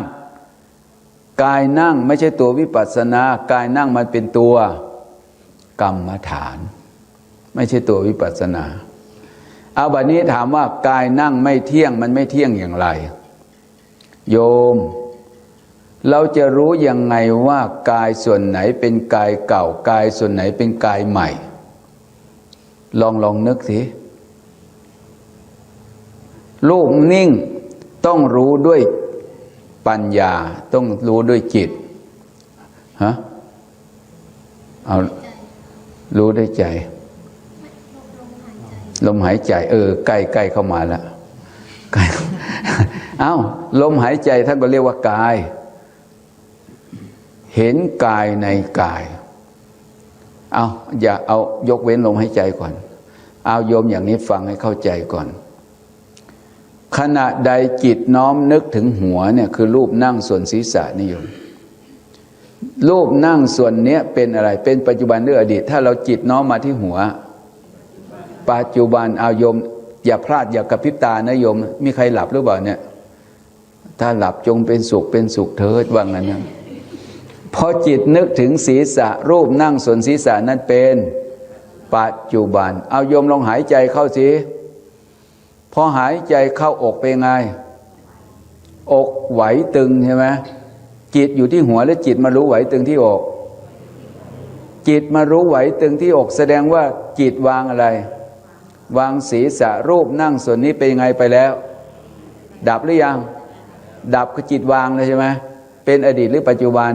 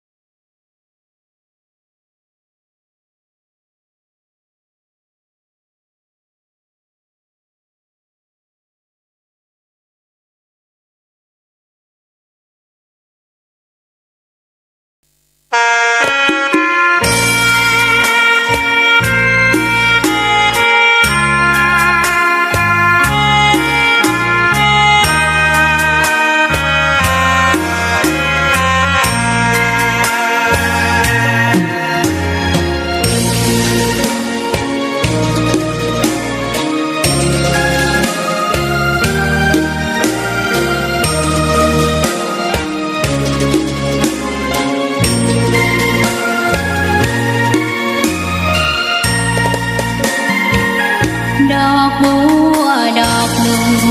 พึงใจไว้เพื่อบูชาแด่องค์พระศาสดาสัมมาสัมพุทธเจ้ามีความงามเงียบไม่เปรียบเทียบเขาเทียบเราใครมองไม่งามช่างเขาแต่เจ้าก็คือดอกบัวด้วยความสัตย์ซื่อยึดถือความดีเป็นหลักใครรักไม่รักก็ไม่จงปรักมองมัวเมื่อโผล่พ้นน้ำก็เห็นความงามในตัวไม่ยึดติดในตมชั่วขอเป็นดอกบัวดอกดีใครไม่มองว่าบัวงามเด่นแต่บัวก็เป็นดอกบัวทุกวันอย่างนี้ไม่อยากเด่นดังแต่มุ่งหวังในทางเด่นดีเกิดมาเพื่อสร้างบารมี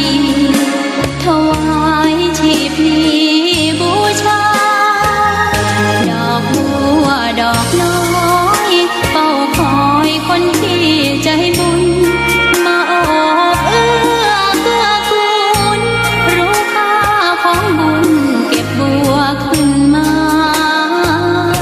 เพื่อสร้างความดีและสร้างบารมีดังว่าใช้ดอกบัวนี้บูชาพระสัมมาสัมพุทธองค์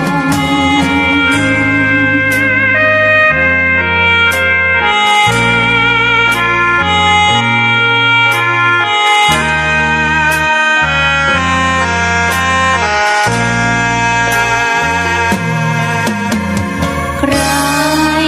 ไม่มองว่าบัวงามเด่นแต่บัวก็เป็นดอกบัวทุกวันอย่างนี้ไม่อยากเด่นดัง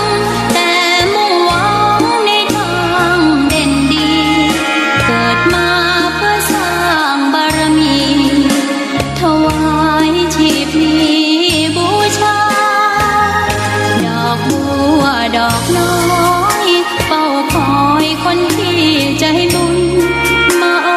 บเอื้อเกื้อกูลรู้ค่าของบุญเก็บบัวขึ้นมาเพื่อสร้างความดีและสร้างบารมีดังว่าใช้ดอกบัวนี้บูชาพระสัมมาสัมพุทธองค์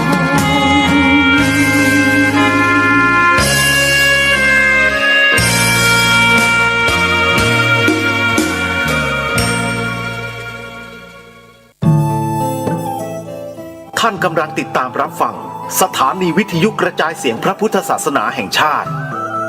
คลื่นเพื่อการศึกษาพระพุทธศาสนาและวัฒนธรรม ระบบ FM 104.5 เมกะเฮิรตซ์ รายการต่อไปเป็นรายการทนายความพบประชาชน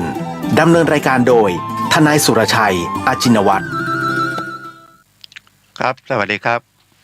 พบกับผมทนายสุรชัยจินวัฒน์นะครับ ทุกวันเสาร์ทางสถานีวิทยุพระพุทธศาสนาวัดฝายหินนะครับ FM 104.5 รายการทนายความพบประชาชน 10 ถึง 11 นาฬิกาโดยประมาณนะครับ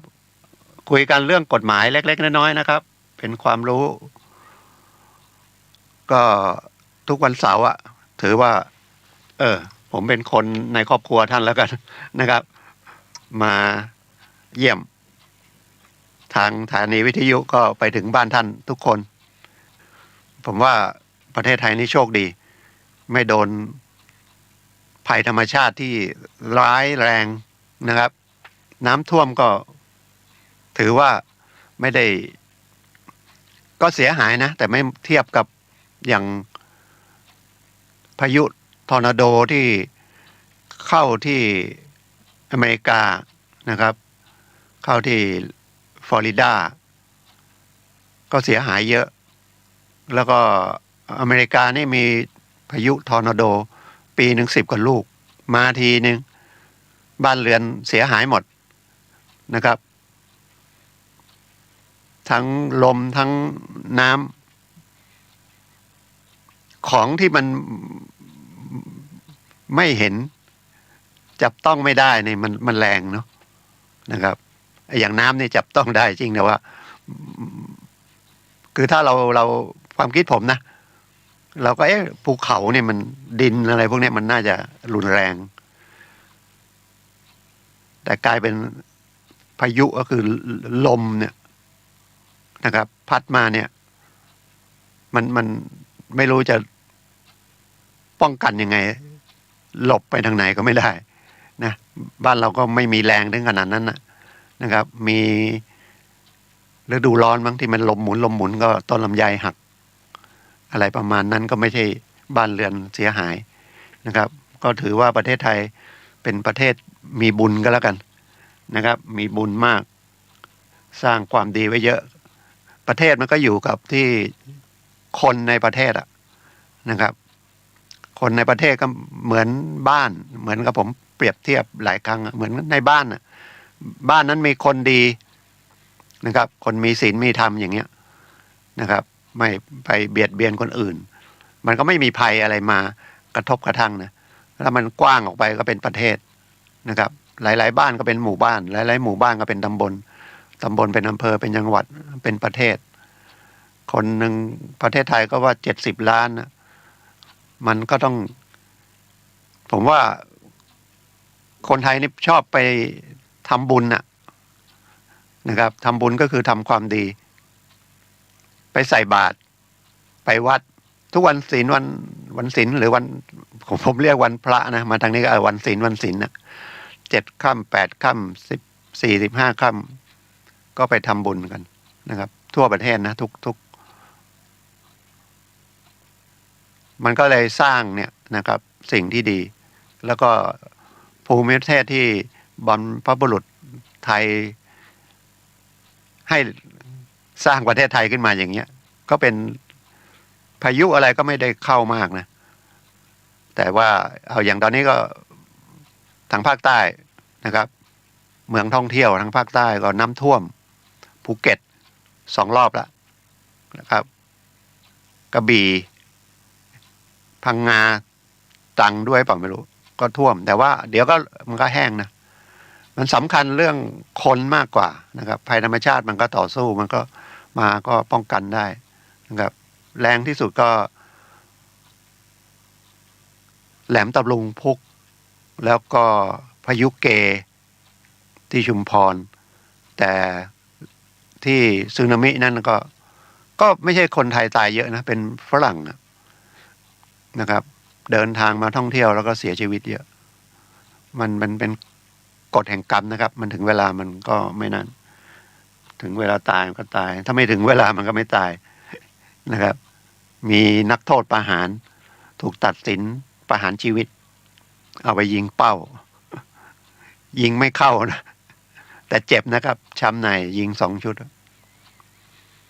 ก็เลยพักไว้ก่อนบังเอิญก็มีประกาศอภัยโทษก็อยู่ในข่ายอภัยโทษด้วยนะครับก็เลยจำคุกตลอดชีวิตจากโทษประหารแต่เดี๋ยวนี้โทษประหารยังมีนะครับแต่ว่าฉีดยาแต่ทีนี้ประเทศไทยก็เป็นส่วนหนึ่งของสังคมโลกนะครับเขาก็พยายามไม่ให้มีการฆ่าก็เลยสังเกตว่าคดีที่ตัดสินประหารชีวิตก็เลยยังไม่ได้ประหารชีวิตนะครับก็ขังตลอดชีวิตนะครับแล้วเดี๋ยวก็ได้อภัยได้อะไรก็อาจจะ20 ปี10 กว่าปีก็ได้ออกมานะครับมีโทษประหารนะครับยังมีโทษประหารอยู่แต่ตามข้อเท็จจริงนะครับเขาไม่ให้ประหาร นะสังคมโลกเขาไม่ให้ประหารชีวิตคนนะครับก็ไม่เหมือนบางประเทศนะเขาก็ถึงยังไม่โดนโทษก็ประหารก็มีนะครับใช้แบบยิงยังไม่ต้องขึ้นศาลเลยมันก็ปราบปรามอย่างรุนแรงนะครับไม่เอ่ยชื่อประเทศนะครับเดี๋ยวกระทบกระเทือนก็ยังเป็นรายการทนายความพบประชาชนนะครับผมทนายสุรชัยจินวัฒน์นะครับ FM 104.5 หรือ YouTube นะครับเข้าไปที่ YouTube ก็วัดไฝหินนะครับหรือ Facebook ก็นะครับถ่ายทอดสด Facebook ก็วัดไฝหินเหมือนกันหรือว่าแอปสมาพันธ์วิทยุ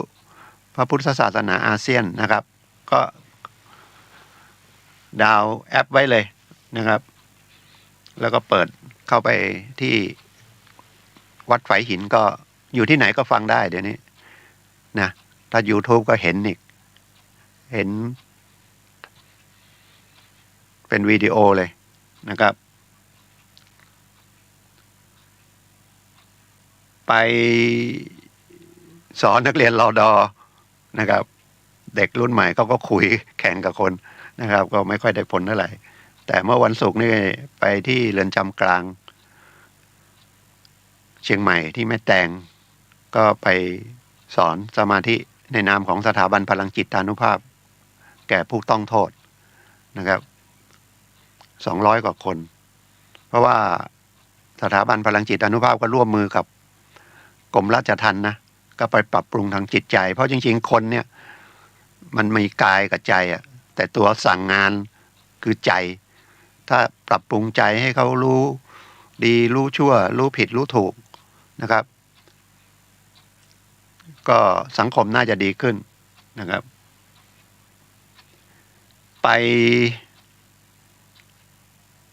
ศาลจังหวัดผมไปที่ศาลเอาเรื่องที่ศาลมาคุยหน่อยแล้วกันนะครับไปเจอคดีไม่ได้คดีกับผมนะพอดีไปเจอขึ้นมาในบัลลังก์ก็เห็นคนตาบอด2 ข้างเลยครับโดนแจ้งข้อหากันโชคทรัพย์โดยการขู่ฆ่าซึ่งถ้าดูตามผมยังติดใจนะแต่กฎหมายเขียนไว้แล้วก็มันเข้าข้อกฎหมายของอาญานะครับประมวลกฎหมายอาญามาตรา337อยู่ในเรื่องของเรื่องทรัพย์นะครับอันนี้เป็นมาตรากฎหมายเขียนกันโชคทรัพย์ขู่จะเอาเงินเอาทรัพย์สินนะแต่คนนี้เป็นที่ถูกจับเนี่ยเป็นจำเลยถูกส่งฟ้องศาลเนี่ยเป็นคนตาบอดทั้ง2 ข้างแล้วข้อเท็จจริงตามที่ฟังมานะครับว่าแกก็ให้คนยืมเงินไปจำนวนหนึ่ง 2-3 หมื่นบาทอะไรประมาณนี้ไปทวงถามยังไงก็ไม่ได้นะครับก็ไม่รู้ไปรู้จักกับใครหรือยังไงเนี่ยบอกช่วยไปตามหน่อยแล้วก็ให้โทรศัพท์ให้โทรไปทวงถามให้หน่อยทวงหนี้ให้หน่อยคนที่โทรไปก็คล้ายๆใช้แบบระบบนักเลงมั้งไปขู่นะครับว่าให้เอาตังค์มาใช้นะถ้าไม่นั้นจะไปฆ่าคนที่เป็นลูกหนี้นั่นน่ะลูกหนี้คนตาบอดลูกหนี้คนไม่ลูกหนี้ตาไม่บอดนะเจ้าหนี้ตาบอดแล้วเขายืมเงินไปแล้วก็ไปทวงเองก็ไม่ได้นะก็วานคนตาดีไปคนตาดีแล้วก็ให้โทรศัพท์ไปด้วยนะครับให้คนตาดีช่วยไปทวงคนตาดีก็โทรไปทวงเงินแต่ไปบอกว่าถ้าไม่เอาเงินมาใช้จะไปฆ่านะเข้าข้อกฎหมายเลยโทษ7 ปีเพราะคนนั้นเขาไปแจ้งความแล้วตำรวจก็เอาเบอร์ที่มันปรากฏในมือถือของตัวลูกหนี้เช็คย้อนออกมาเป็นโทรศัพท์ของคนตาบอดคนตาบอดตอนแรกก็ที่ถูกจับก็ปฏิเสธตลอดนะบอกว่าไม่ได้ทำอย่างนั้นก็ขึ้นศาลนะครับทนายก็เป็นทนายขอแรงเหมือนกันแต่ว่าไม่ใช่เป็นผมนะเป็นอีกคนหนึ่งน้องทนายก็เลยมาคุยกับผมว่าเอาไงดี อย่าปฏิเสธไปแล้วสู้คดีไป ปฏิเสธไปสู้คดีไปโอกาสชนะแพ้ยังไม่รู้นะ เพราะจำเลยก็ตาบอดแล้วจะเอาพยานไหนมาเบิกความนะครับแล้วมันเช็คมามันก็เป็นว่าโทรศัพท์เรา แต่ถ้ารับสารภาพก็โดนโทษแต่โอกาสรอลงอาญามีนะครับเพราะว่าหนึ่งความผิดเป็นความผิดครั้งแรกไม่เคยกระทำความผิดมาก่อนรับสารภาพก็ลดครึ่งสองเมื่อลดครึ่งแล้วก็น่าอยู่ในเกณฑ์ที่รอลงอาญาก็คือมีโทษอยู่แต่ไม่ต้องเข้าไปเรือนจำครับนะครับเพราะว่าสูงสุดเนี่ยมีขั้นต่ำนะขู่ฆ่ากันโชคทรัพย์เนี่ย6 เดือนถึง7 ปีสูงสุด7 ปีขั้นต่ำ6 เดือนศาลอาจจะลงโทษถ้ารับสารภาพศาลอาจจะลงโทษ4 ปีสมมุตินะ4 ปีรับสารภาพก็ลดครึ่งก็เหลือ2 ปีก็รอลงอาญาได้เพราะว่าคดีถ้าโทษจำคุกไม่เกิน3 ปีเนี่ยนะศาลอาจจะรอลงอาญาได้รอลงอาญาก็ออกจากเรือนจำแล้วนะครับเนี่ยบางทีมันเรื่องไม่เป็นเรื่องนะแต่มันถึงเวลามันเป็นเรื่องใหญ่ถึงถ้าฟังรายการผมแล้วก็พยายามฟังไปเรื่อยๆนะครับเพราะบางทีเหตุการณ์ที่มันไม่น่าเกิดขึ้นมันอาจจะเกิดขึ้นแล้วถ้าเราไม่มีข้อมูลไว้เลยไม่ได้ฟังรายการเกี่ยวกับกฎหมายหรือไม่ได้สนใจเรื่องกฎหมายไว้เลยเนี่ยมันจะตกใจเครียดมากแล้วก็มันไม่น่าเลยบางทีก็มันไล่แรงขนาดนี้เนาะผมก็เพิ่งเคยเห็นคดีนี้อย่างนี้เองนะครับแต่ไปดูข้อกฎหมายก็เขียนไว้ชัดเนาะว่าข่มขู่เนี่ยเป็นการโชคทรัพย์แรงกับลักทรัพย์อีกนะแต่จะไปบอกคนตาบอดมันทำผิดไม่ได้ก็ไม่ได้มันก็ไม่ได้ก็ไม่ใช่เนาะคนตาบอดก็ทำผิดได้บางทีก็ไปลักทรัพย์ก็มีเผลอๆก็ไปร่วมกันลักทรัพย์อะไรอย่างเงี้ยหรือไปค้ายาบ้าคือทำผิดได้หมดอ่ะคนตาดีคนพิการคนปกติแต่เรื่องจิตใจน่ะมันเวลามันเกิดเรื่องขึ้นมาเนี่ยนะครับจริงๆมันต้องก่อนจะกระทำอะไรเนี่ยมันต้องมีว่าอย่าไปทำนะมันไปเบียดเบียนคนอื่นอย่างเงี้ยคิดทันไหม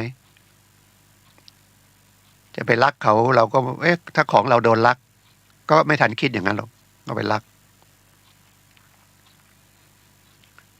แล้วโดนจับไปออกมาลักอีกคดีที่ผมไปเป็นทนายขอแรงเป็นคดีที่3ของคนจำเลยคนนั้นนะคดีที่1เขาก็ผมไม่ได้เป็นทนายแต่ว่าเขาก็โดนข้อหาลักทรัพย์ศาลน่าจะลงโทษปีเดียวรับสารภาพก็เหลือ6 เดือนออกมาลักทรัพย์อีกโดนไปปีครึ่งแล้วคดีที่3ที่ผมไปเป็นทนายให้โดน2 ปีครึ่งก็เลยตกลงก็อยู่ในเรือนจำตลอดเพราะว่าตำรวจก็เอาทีละคดีแล้วก็ให้นับโทษต่อเพราะว่าถ้ารวมกันไปฟ้องอันเดียวกันอะไรอย่างเงี้ยมันก็อาจจะโทษน้อยเพราะว่าคดีลักทรัพย์มันก็โทษไม่ถ้าไม่มีอาวุธไม่มีอะไรเป็นลักทรัพย์นะแล้วก็กลางวันอะไรอย่างเงี้ยโทษมันก็น้อยแต่ถ้ากลางคืนงัดเข้าไปใช้ยานพาหนะเนี่ยโทษมันก็สูงนะครับที่พูดนี่ก็คือเตือนบางทีเราไม่ค่อยนะลูกหลานเราก็ไม่ได้ฟังก็คนที่อยู่บ้านก็เป็นผู้สูงอายุก็ฟังไว้แล้วก็เตือนลูกหลานก็ได้บางทีไปหยิบโทรศัพท์เพื่อนมาจะตั้งใจไม่ตั้งใจก็แล้วแต่แล้วก็เอาไปขายอะไรอย่างเงี้ยนะครับมันไม่ใช่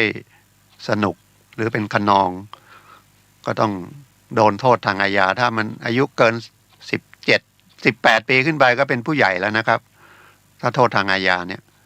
นะครับถึงมาคุยกันนะครับ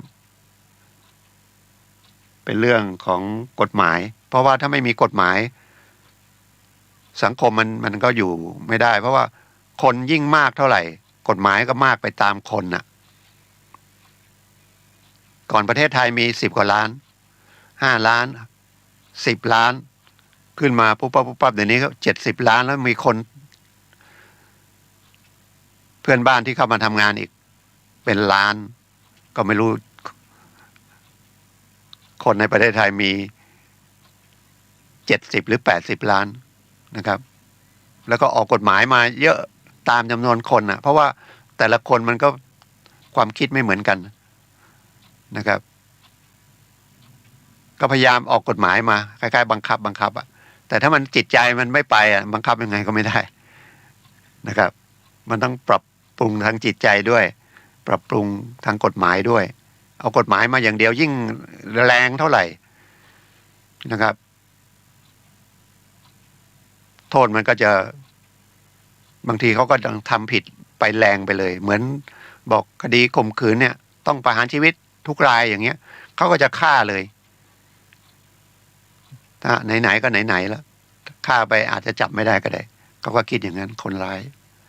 แต่จริงๆคดีข่มขืนถ้ามันมีอาวุธมีอะไรก็โทษแรงนะครับแต่ถ้าข่มขืนให้ระวังนะครับมันเป็นคดียอมความได้นะบางพฤติกรรมนะแล้วคดียอมความได้ขอเตือนอีกครั้งนะครับคดียอมความได้เขียนไว้ในประมวลกฎหมายอาญาเลยนะครับเช่นช่อโกงหลอกกันเนี่ยหลอกเอาสตังค์เนี่ยบุคคลต่อบุคคลนะไม่ใช่ช่อโกงประชาชนนะคดีเช็คคดีข่มขืนบางพฤติกรรมนะเป็นแฟนกันเป็นอะไรไปรักชอบพอกันผู้ชายก็นึกชวนผู้หญิงไปไหนก็ไปเอาชวนไปเกิดห้ามใจไม่อยู่ปลุกปั้มข่มขืนแต่ไม่มีอาวุธไม่มีอะไรนะแล้วก็อยู่ในห้องในหับไม่ใช่จนโจ้อะไรอย่างเงี้ยแล้วก็ไม่ได้ทำร้ายอะไรเนี่ยมันเป็นคดีกึ่งอ่ะเพราะเราก็ไม่รู้ว่าจริงๆสมยอมหรือไม่สมยอมนะครับคดีนี้3 เดือนนะครับมีหลายคดีนะครับหลายคดีที่ว่าคดียอมความได้บุกรุกกลางวันอย่างนี้ก็ยอมความได้ถ้าเราจะดำเนินคดีต้องไปแจ้งความภายใน3 เดือนหรือให้ทนายความฟ้องเองภายใน3 เดือนนะครับแต่การไปแจ้งความก็ต้องรู้จักแจ้งนะโดยมากไปแจ้งความเนี่ยมันไม่ใช่ไปร้องทุกข์มันเป็นแจ้งความไปโรงพักเราก็บอกไปแจ้งความนะครับจริงๆถ้ามันเดือดร้อนเนี่ยมันต้องไปร้องทุกข์โดนเป็นคดีอาญามอบให้ตำรวจไปติดตามคนร้ายผู้ทำให้เราเป็นผู้เสียหายอย่างเงี้ยส่วนใหญ่ตำรวจก็จะลงเป็นหลักฐานไว้ก่อนพอเป็นหลักฐานปุ๊บเราก็เข้าใจว่าแจ้งไว้แล้วนะครับอย่างคดีเช็คพอเช็คเด้งก็ไปแจ้งเจ้าหน้าที่ก็บันทึกได้มาแจ้งไว้เป็นหลักฐานเราก็สบายใจแล้วที่ไหนนะพ้นไป3 เดือนไปฟ้องคดีเช็คคดีอาญาไม่ได้แล้วหรือคดีข่มขืนอย่างที่ผมบอกหรือคดีฉ้อโกงนะครับฉะนั้นให้ระมัดระวังนะครับถ้าไม่นั่นก็ติดใจสงสัยอะไรก็นะครับ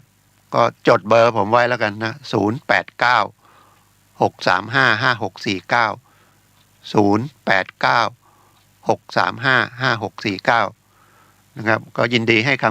ำปรึกษานะครับเรื่องกฎหมายแล้วก็ในศาลไปก็ไปเห็นอีกคดีหนึ่งโดนฟ้องคดียาบ้ายาเสพติดให้โทษแล้วก็อาวุธปืน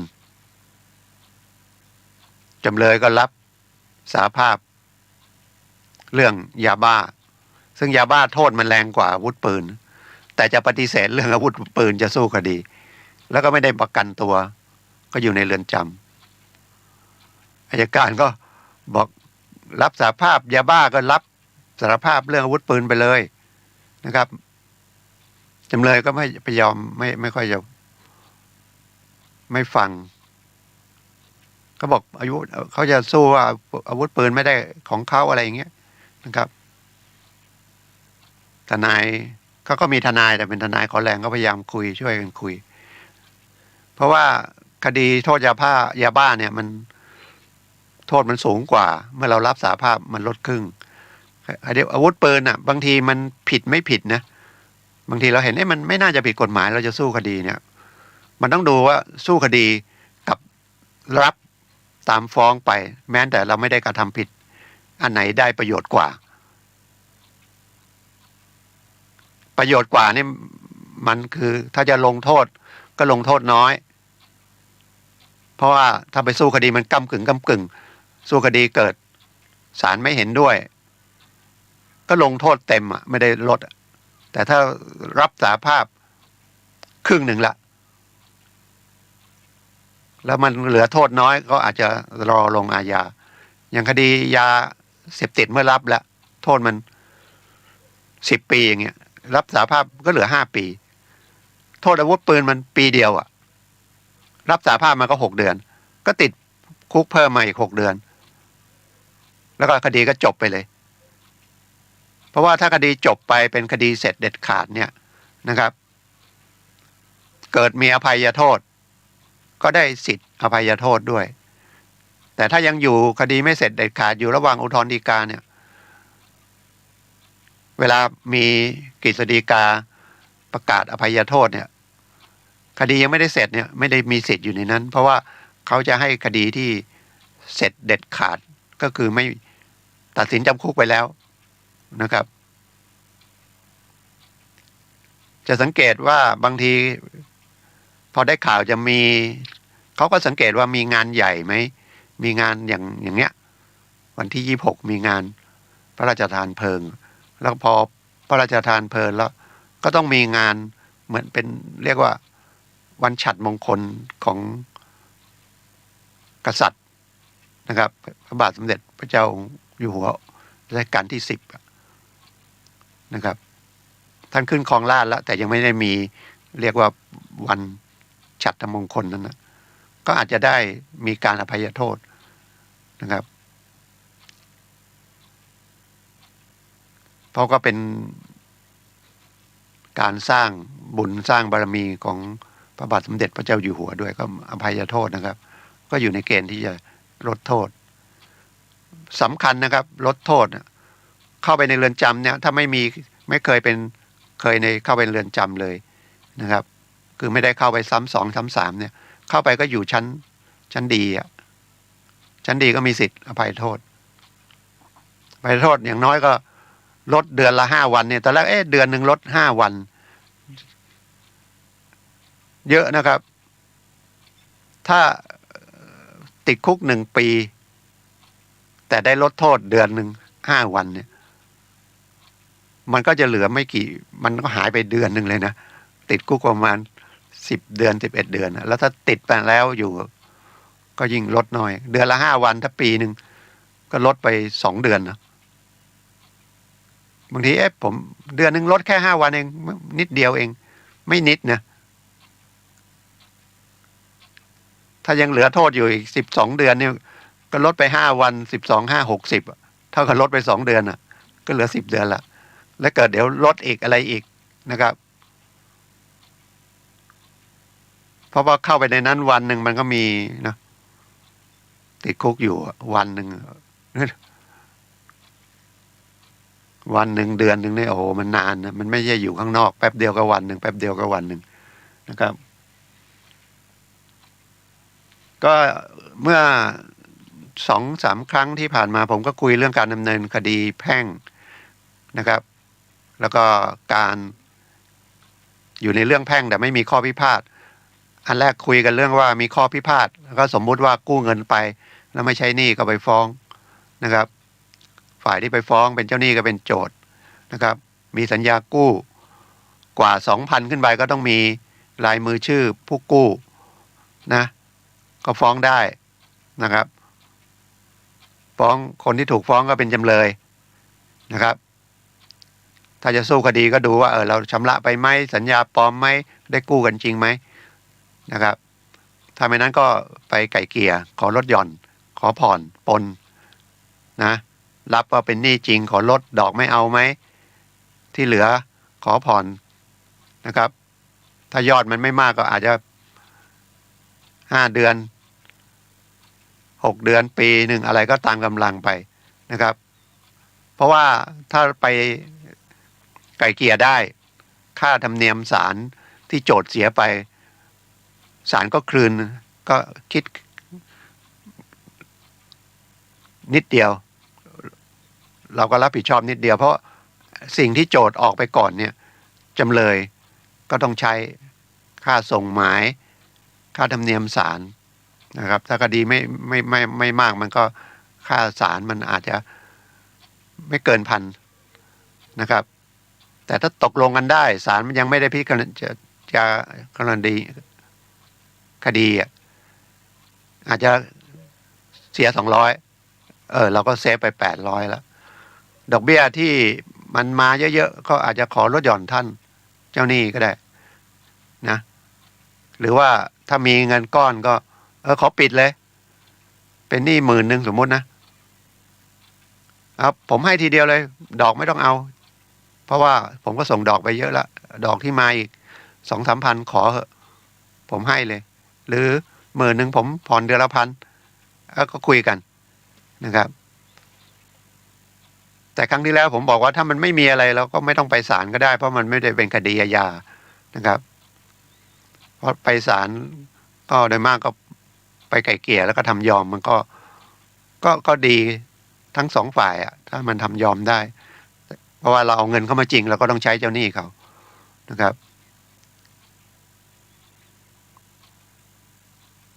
แล้วก็มาคุยเรื่องคดีไม่มีข้อพิพาทก็คือเป็นฝ่ายเดียวเช่นคำร้องก่อตั้งผู้การมรดกร้องเรื่องบุตรนะครับร้องว่าเป็นบิดาโดยชอบอะไรเงี้ยอันนั้นเป็นคดีแพ่งทีนี้เรื่องคดีอาญาเนี่ยนะฮะมันก็ไปได้2 ทางแจ้งความตำรวจแต่ต้องอย่างที่บอกแล้วเราก็พูดกันแจ้งความผมก็ติดแจ้งความจริงต้องไปร้องทุกข์หรือกล่าวโทษตามภาษากฎหมายนะครับแต่ส่วนใหญ่ขนาดผมทำหนังสือไปจะไปแจ้งความบุกรุกที่นะครับท่านก็รับไว้แต่ลงไว้เป็นหลักฐานก่อนบอกยังมีเวลาอีก3 เดือนนะครับเดี๋ยวผมไปช่วยดูให้มันอาจจะเสร็จดีเร็วไม่ต้องเป็นคดีนะครับก็รับไว้นะครับแล้วเดี๋ยวผมให้เจ้าหน้าที่ตำรวจไปช่วยดูให้ถ้าไปแล้วเดี๋ยวเขาเห็นตำรวจมาเขาก็อาจจะรื้อถอนออกไปผมก็เคยนะครับสุดท้ายเขาก็รื้อถอนออกไปก็โอเคไม่เป็นคดีอาญาไปก็ง่ายเพราะเป็นคดีอาญาที่ฟ้องขับไล่เนี่ยแล้วเคสของผมคดีของผมเนี่ยที่ลกล้างไว้แล้วเขามาอยู่กันอ่ะบ้านเลขที่ก็ไม่มีภูมิเนาอยู่ไหนก็ไม่รู้กลางคืนมานอนกลางวันออกไปถ้าจะฟ้องร้องนี่โหเหนื่อยเนาะเราจะรู้ไหมคนที่มาบุกรุกกับใครเนี่ยบางคนมีที่ไว้อย่างเชียงใหม่เนี่ยเคสผมก็ที่เชียงใหม่ได้มรดกมาเป็น10 ปีทิ้งๆว่างๆไปนานๆไปดูทีปีงไปดูทีใครมาอยู่ก็ไม่รู้มาปลูกบ้านหลังเล็กๆกระต๊อบเป็นเพิงแล้วก็ไม่เคยเจอตัวเพราะเราไปกลางวันเป็นพวกขับรถแล้วก็บ้านอยู่นอกอยู่ต่างเมืองต่างอะไรเงี้ยขับรถแล้วมาเจ้านายรถอยู่แถวในเมืองก็ส่งรถอะไรอย่างนี้แล้วก็ไม่ต้องกลับไปต่างจังหวัดมันดึกก็นอนอาศัยนอนเช้าก็ออกไปขับรถ 7-8 รายนะเข้าไปอยู่ในที่ดินนั้นนะก็ยังโชคดีว่าพอไปคุยเจ้าหน้าที่ตำรวจก็บอกเดี๋ยวผมให้รับเรื่องไว้แต่ว่ายังไม่เป็นคดีเนาะเพราะว่าถ้าเป็นคดีต้องทำเรื่องมันต้องเดินไปตลอดนะครับก็ผมก็ไปแจ้งความว่าผมไม่แจ้งความแล้วผมก็เอาไปปิด ไว้ที่บ้านนะกระต๊อบ7-8 หลังติดอันนี้เป็นประสบการณ์นะบางทีฟังแล้วทนายอื่นบางทีมันเจอบางทีมันทำไม่ได้แต่ทนายคงไม่ได้ฟังคนอื่นฟังนะครับแต่เราคงไปทำเองไม่ได้ยังไงก็นะครับอันนี้ก็ผมไม่หวงวิชาผมไปทำอะไรสำเร็จผมก็มาคุยไม่ใช่มาอวดอ้างอะไรนะอยากให้มันปัญหาที่มันเกิดขึ้นมันจบง่ายๆเป็นคนอย่างนั้นนะครับเพราะว่ามีปัญหาไม่ใช่ดีเครียดใครไม่เครียดปกติก็เครียดอยู่แล้วนะครับเศรษฐกิจไม่ดียิ่งเครียดใหญ่นะครับถ่ายเอกสารปิดแล้วก็ทำเหมือนกับโนติสปิดไปอีกให้ออกไปภายใน15 วันแล้วก็ไปแจ้งความไปแล้วนะส่วนใหญ่เขาก็กลัวตำรวจนะเขาก็ออกกันไปเขาโอเคเหลือลายหนึ่งหาเจ้าตัวไม่เจอนะครับ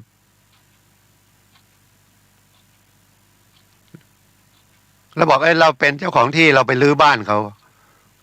เกิดไปเจอคนหัวหมอเข้ามาย้อนสอนเราทำให้เสียทรัพย์อ้าวเป็นคดียุ่งนะเนี่ยมีสมบัติมันก็เหนื่อยเนาะมีที่ดินอยู่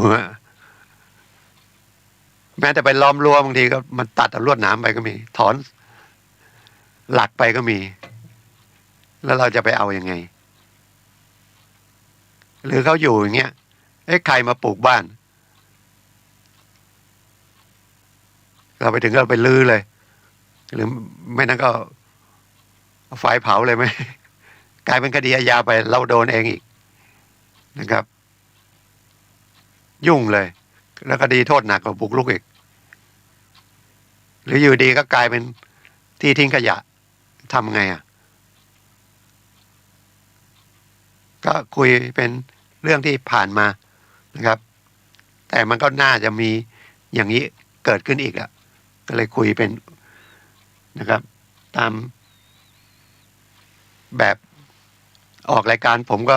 คุยอย่างเงี้ยนะครับมีเรื่องบังคับคดีออกใหม่มันก็เหมือนเดิมอ่ะแต่เพิ่มจำนวนเงินขึ้นมานะครับของใช้ส่วนตัวเสื้อผ้าอาภรณ์เครื่องนอนที่หลับที่นอนแหละนะก็ไม่เกิน 20,000ถ้าเกิน 20,000เขายึดได้บางทีมันกฎหมายมันเขียนแล้วอ่านยากนะ20,000หรือไปตีว่ายึดได้แค่ 20,000เหรอไม่ใช่ของที่อยู่กับตัวเราเสื้อผ้าเครื่องนุ่งห่มมูลค่าประมาณ 20,000นะครับเป็นโต๊ะตู้เตียงอะไรที่เราใช้นะครับสมัยก่อนมันไม่มียึดได้หมดก่อนผมทำงานใหม่ๆฝึกทนายนะครับทนายคนนั้นก็ไปยึดทรัพย์ก็ยังไปยึดทีวีตู้เย็นอันนี้ก็ถือของใช้นะครับส่วนตัวไหมมันก็ถ้าไม่เกิน 20,000ยึดไม่ได้อันนี้หมายของตู้เย็นนี่เป็นของเราชำระหนี้หมดนะคนละคดีคนละกรณีกับคุณไปเช่าซื้อแล้วผ่อนไม่หมดนั่นเขามายกเอาไปนั่นอันนั้นของยังไม่ได้ของเรานะเนี่ยมันละเอียดนะครับเรื่องกฎหมายถ้าบางทีตู้เย็นเราเนี่ยตู้เย็นเรายังไงผ่อนยังไม่หมดแล้วไม่ผ่อนเขาก็มายึดเอาไปขายทอดตลาดขาดเท่าไหร่ก็มาตามมาให้เราชำระหนี้ต่ออันนี้เช่าซื้อแต่ถ้าเราซื้อตู้เย็นนั้นผ่อนเสร็จแล้วใช้ตู้เย็นไว้อยู่ในบ้านราคามันก็ไม่ตู้เย็นก็ไม่กี่ตังค์นะ4-5 พันเขาจะมายึดเนี่ยเดี๋ยวนี้ก็มันไม่เกิน 20,000เนาะไม่ใช่ชิ้นเดียวนะหลายๆชิ้นมันอาจจะมีเตาแก๊สเครื่องใช้ในครัวหุงหากินหม้อหุงข้าว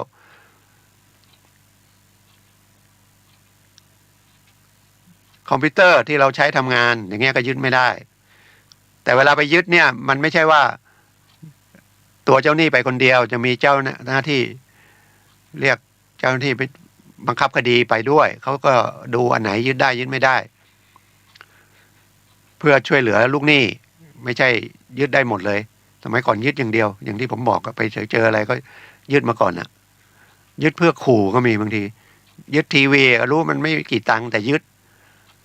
ลูกก็ไม่มีดูอย่างเงี้ยเราก็ต้องรีบไปใช้หนี้ฉะนั้นพยายามอย่าเป็นหนี้จนถึงขั้นฟ้องจนขั้นยึดเลยนะครับเป็นหนี้ก็อย่างที่ผมบอกอะนะครับถ้าเขามีจดหมายมาก่อนยังไม่ได้ฟ้องคดีก็รีบไปคุยเขานะครับไปเจรจาผ่อนปลนเขาให้ดอกก่อนช่วงนี้ส่งต้นไม่ได้ขอดอกก่อนอะไรอย่างเงี้ยนะครับแต่ลูกหนี้ก็บอกฉันไม่มีหมดปัญญาก็ว่ากันไปอย่างนั้นก็เขาก็ต้องมาบังคับคดีอย่างเงี้ยมันกฎหมายจะถามเวลาเป็นลูกหนี้ไม่ยุติธรรมเลยกลับกันถ้ากับเป็นเจ้าหนี้ไปยึดอะไรไม่ได้ก็เอาละกฎหมายไม่ยุติธรรมอีกแล้วตกลงเอาไงมันไม่ใช่อยู่ฐานะไหนฐานะไหนยุติธรรมไม่ยุติธรรมมันก็ต้องในฐานะนั้นเป็นเจ้าหนี้ก็มียึดทรัพย์ลูกหนี้มาขายเอาเงินไม่พอก็ไปยึดมาขายอีกแต่กฎหมายก็ออกมาช่วยเหลือบางส่วนที่มันพออยู่กันได้นะครับไม่ใช่ยึดจนหมดเนื้อหมดตัวนะครับสองเครื่องทำมาหากินเครื่องมือในทำอย่างเกษตรก็เครื่องมือการเกษตรนะครับไม่เกินแสนถ้าเกินแสนเขาก็ยึดส่วนที่เกินแสนเอาผมยกตัวอย่างซึ่งเคยพูดในนี้อย่างเรารับจ้างเย็บผ้ามีจักรอยู่5 หลังอย่างเงี้ยเอา10 หลังเนี่ย10 หลังหลังละ10,000เราต้องเย็บผ้าเพราะถ้าเราไม่มีรายได้เลยจะเอาเงินไปให้เจ้าหนี้ได้ไงตัดมือตัดเท้าเลยนะครับถ้ามัน10 ตัวละ10,000มันก็ไม่ถึงมันก็ยังอยู่ในแสนก็เอาของเราไปไม่ได้แต่ถ้าตัวที่11ตัวที่12เกินแสนหรือมีเครื่องอะไรอย่างอื่นที่มันไม่เกี่ยวกับทำมาหากินวิชาชีพเราอย่างนั้นนะครับอย่างทนายคอมพิวเตอร์มันก็คงไม่เป็นแสนเนาะยื่นไม่ได้เครื่องมือทำมาหากินคนมอเตอร์ไซค์รับจ้างรถรับจ้างถ้ารถไม่เกินแสนอย่างรถแดงรถรับจ้างหรือเครื่องมือเกษตรรถไถนาเล็กๆ10,000-20,000เครื่องสูบน้ำ5,000มีดพาอะไรพวกนี้ก็ยึดไม่ได้หรือสัตว์ก็ยึดวัวควายเนี่ยนะถ้ามันยังอยู่ในรวมกันแล้วมันไม่เกินแสนมันก็เกษตรกรหรืออาชีพอื่นเนี่ยที่มันใช้เครื่องไม้เครื่องมือเนี่ยคนขายกับข้าวรถเข็นอย่างเงี้ยหม้อต้มก๋วยเตี๋ยวนะครับตู้โชว์อาหารอย่างเงี้ยไม่ถึงแสนแล้วก็ยึดไม่ได้พูดอย่างนี้คนที่เป็นลูกหนี้ก็ดีใจเจ้าหนี้ก็เครียดกฎหมายไม่ยุติธรรมปกป้องลูกหนี้แต่จริงๆมันก็ผิดนะตอนที่ตัวจะให้เขากู้ว่าเราพิจารณาดีไหมนะแต่จริงๆบางทีคนไทยก็ให้ด้วยความน้ำใจเนาะฉะนั้นเมื่อเป็นหนี้ก็ต้องไปใช้คืนเขาตามกำลังหรือทำมาหาได้ก็ผ่อนปลนอะไรเขาเพราะเขาก็เอาเงินที่เขาเก็บหอมรอมริบเผลอๆไปเขาก็ไปกู้ยืมคนอื่นมาอีกมาให้เรากู้นะครับก็ให้มันพอดีแล้วกันกฎหมายมันก็ตัวหนึ่งนะครับแต่เรื่องในจิตใจกันก็ควรว่าอันไหนมันเหมาะสมแต่ถ้ามันกฎหมายอันนี้ออกมาก็คือช่วยนะครับหรือถ้าโชคดีเป็นข้าราชการเนี่ยยึดไม่ได้สักอย่างบำเหน็จบำนาญอะไรก็ไม่ได้เป็นเงินหลวงแต่ถ้าเป็นรัฐทำงานเอกชนเลยนี่ก็เงินเดือนก็ไปอายัดหรือไปหักก็ต้องเหลือให้ใช้ไว้20,000นะครับเกินอย่างนั้นถึงจะได้ถ้าเป็นคนพิการนี่อุปกรณ์ที่ทำให้แก้ไขแทนอวัยวะขาเทียมมือเทียมหรือคนตาบอดมีสุนัขที่พาไปช่วยเหลือคนตาบอดเดินไปไม้เท้าคนตาบอดรถวีลแชร์ที่นั่งอันนี้ยึดไม่ได้นะครับยึดไม่ได้จริงค่างวดอะไรก็ไม่เท่าไหร่หรอกแต่เขาบอกไม่ให้ยึดเลยเพราะว่าถ้าไม่เขียนไว้งี้ก็เจ้าหนี้ก็ต้องยึดแบบ อย่างที่ผมบอกก่อนที่ผมไปฝึกงานทนายก็ทำไมไปยึดทนายมันไม่มีกี่ตังค์ถ้าไม่ยึดเขาก็ไม่กระตือรือร้นที่จะชำระหนี้นะครับ ยึดหนึ่งอายชาวบ้านเป็นหนี้จนมีคนมายึดของในบ้านอย่างเงี้ยเขาก็อายเขาก็ต้องรีบมาใช้หนี้เรามันก็มองไปเป็นแบบนั้นนะครับสำคัญก็คือเงินชำระกิจนี่ยึดไม่ได้นะครับหักก็ไม่ได้ไม่ใช่บางคนบอกว่าฉันเอาไม่หมดเงินชำระกิจมาเงินช่วยเหลือศพนะครับไม่ได้นะครับไม่ได้ หรือคนที่ไปลบไปอะไรแล้วพิการมีเบี้ยยังชีพทหารที่ไปลบนะครับมีเบี้ยยังชีพอาสาสมัครอะไรพวกนี้ก็ยึดไม่ได้นะครับไม่เกินถ้าเกิน 20,000ก็ยึดได้รายละเอียดมันไม่ต้องกลัวนะครับก็กรมบังคับคดีเวลาจะไปยึดเนี่ยของเล็กๆน้อยพวกนี้ยังไงต้องตั้งเจ้าหน้าที่คดีออกไปยึดเขาก็ต้องถ้าเราคัดค้านเนี่ยเขาไม่ยึดละนะครับแต่คัดค้านมันก็ตามเนี้ยนะครับหรือแม้แต่ขึ้นชั้นบังคับคดีแล้ว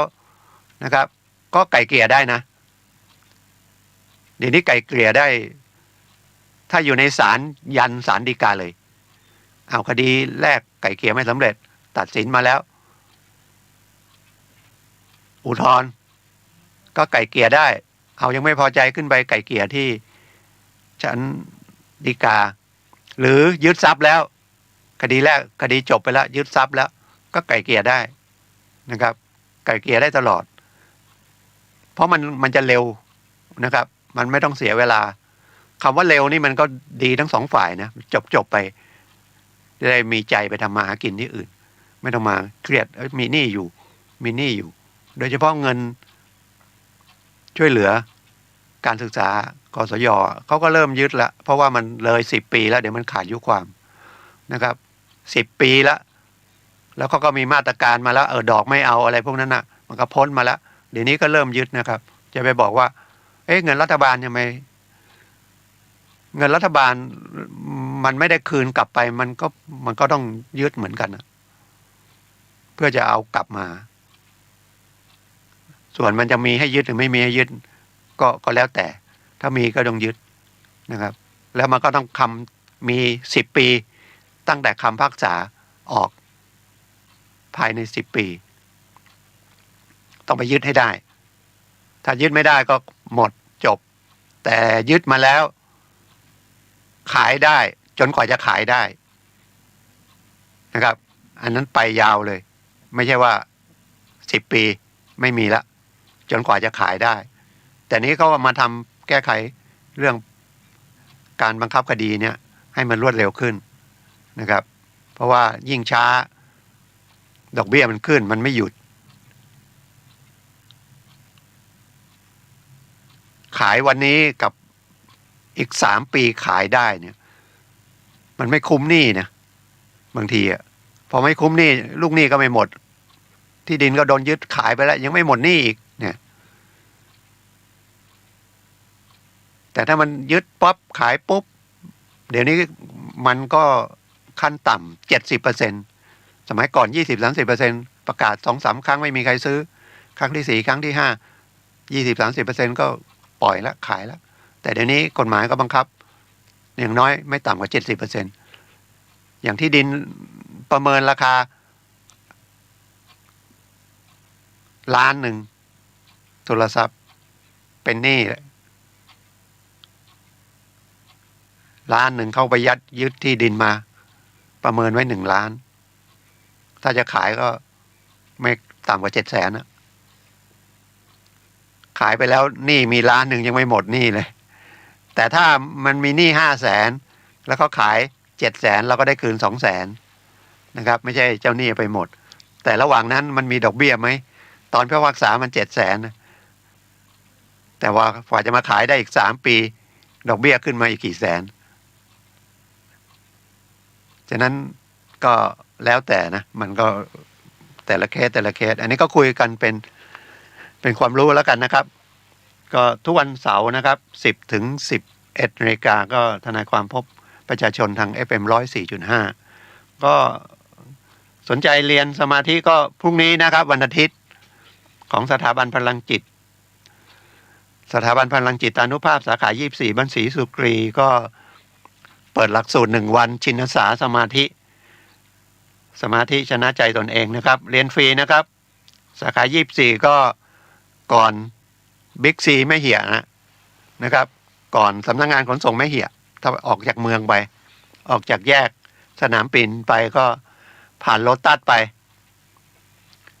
ปากทางก็เป็นกาดวรุณนะครับเข้าไป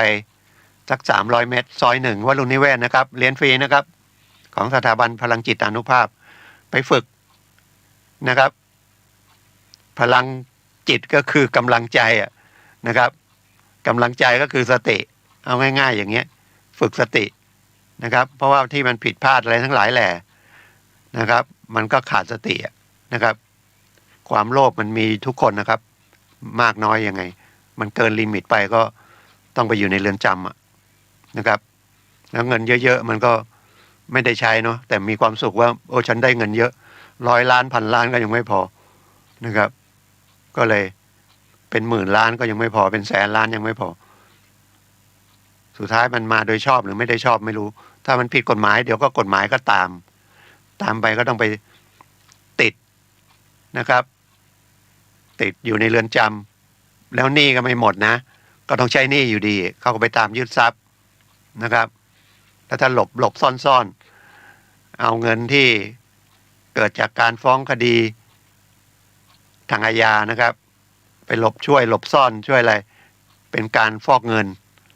โดนด้วยนะครับโดนข้อหาฟอกเงินอีกโดนโทษเรื่องฟอกเงินอีกผมเคยมีคดีที่บันทิโดนฉ้อโกงโดนตัดสิน4 ปีพอตัดสินมันเป็นเงินที่ได้มาจากการฉ้อโกงผิดคดีอาญาแต่เอาเงินนั้นมาแล้วไปไหนไม่รู้โดนข้อหาฟอกเงินอีกนะครับโดนไปอีก4 ปีติดคุก8 ปีนะแป๊บเดียวเขาก็ออกมาแล้วเขาไม่รู้ว่าซ่อนเอาเงินที่ได้มาไปซ่อนไว้ไหนทรัพย์สมบัติไปซ่อนที่ไหนตามไม่เจอคนที่เชื่อเขาโดนเขาหลอกไปก็ได้เงินคืนไม่ได้นะครับเขาก็ติดคุกอย่างเดียวแม้จะต้องให้ใช้เงินคืนด้วยแล้วก็แชร์ลูกโซ่ก็ไม่ยอมเลิกเพราะความโลภของเราเองนะครับอยากได้ดอกเบี้ยมากเดือนหนึ่ง3 บาท5 บาท7 บาท8 บาทหลังนี่แชร์ลูกโซ่บอกว่า8 บาทแล้วไปเล่นกันนะครับโดนเป็นเขาว่าเป็นหลายร้อยล้านก็ไม่รู้ยังไงมีตังค์เนาะแต่ว่าไม่เฉลียวใจอยากได้100 ละ 8ต่อเดือนล้านหนึ่งได้ 8,000ถ้ามันได้อย่างนั้นแล้วไปหากินอะไรแบงก์มันยังหากินไม่ได้ถึงขนาดนั้นเอากินง่ายๆอย่างนั้นแล้วเขาเก่งยังไงเอาเงินไปหาได้ดอกเบี้ย100 ละ 8ต่อเดือนปีนึงก็เท่าท่วมต้นแล้วนะ12 8 9 16เกือบ 100%ให้เขาไปล้านหนึ่งเดี๋ยวปีหนึ่งได้ล้านหนึ่งโอ้โหเก่งขนาดเลยอันนี้ก็จ้างมาตั้งธนาคารนะครับมาทำธุรกิจปล่อยเงินดีกว่าธนาคารยังปล่อยได้ปีหนึ่งดอกเบี้ยเท่าไหร่8 บาท10 บาทต่อปีเดือนละไม่ถึงบาทนะครับเงินกู้เงินฝาก50 ตังค์หรือบาทหนึ่งก็ฝากไว้นะครับก็พบกับผมได้ทุกวันเสาร์นะครับวันนี้ก็ขอบคุณท่านผู้ฟังทุกท่านนะครับก็ต่อไปก็รายการพลังชีวิตของอาจารย์สุนัยนะครับวันนี้ก็ขอขอบคุณแล้วก็ขอสวัสดีครับที่จบไปแล้วนั้นเป็นรายการทนายความพบประชาชนดำเนินรายการโดยทนายสุรชัยอาจินวัตร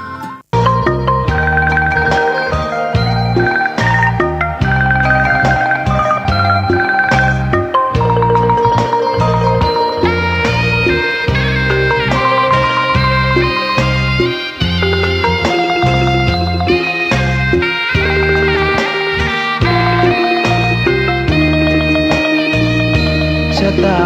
ฟ้า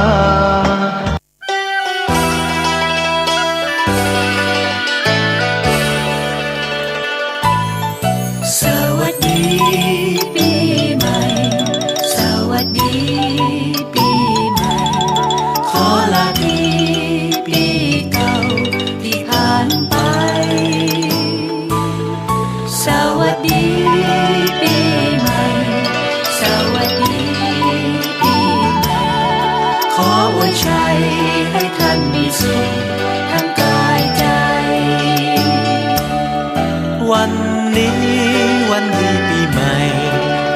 ชาวไทย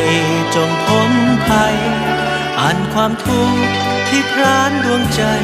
ขอจงหมดไปนับแต่วันนี้ ขอพระพรอันประเสริฐความงามเลิศแห่งดวงธรรมจงมาประสิทธิ์จิตน้อมนำความสิวิไลสุขใจชมสวัสดีปีใหม่สวัสดีปีใหม่ขอลาดี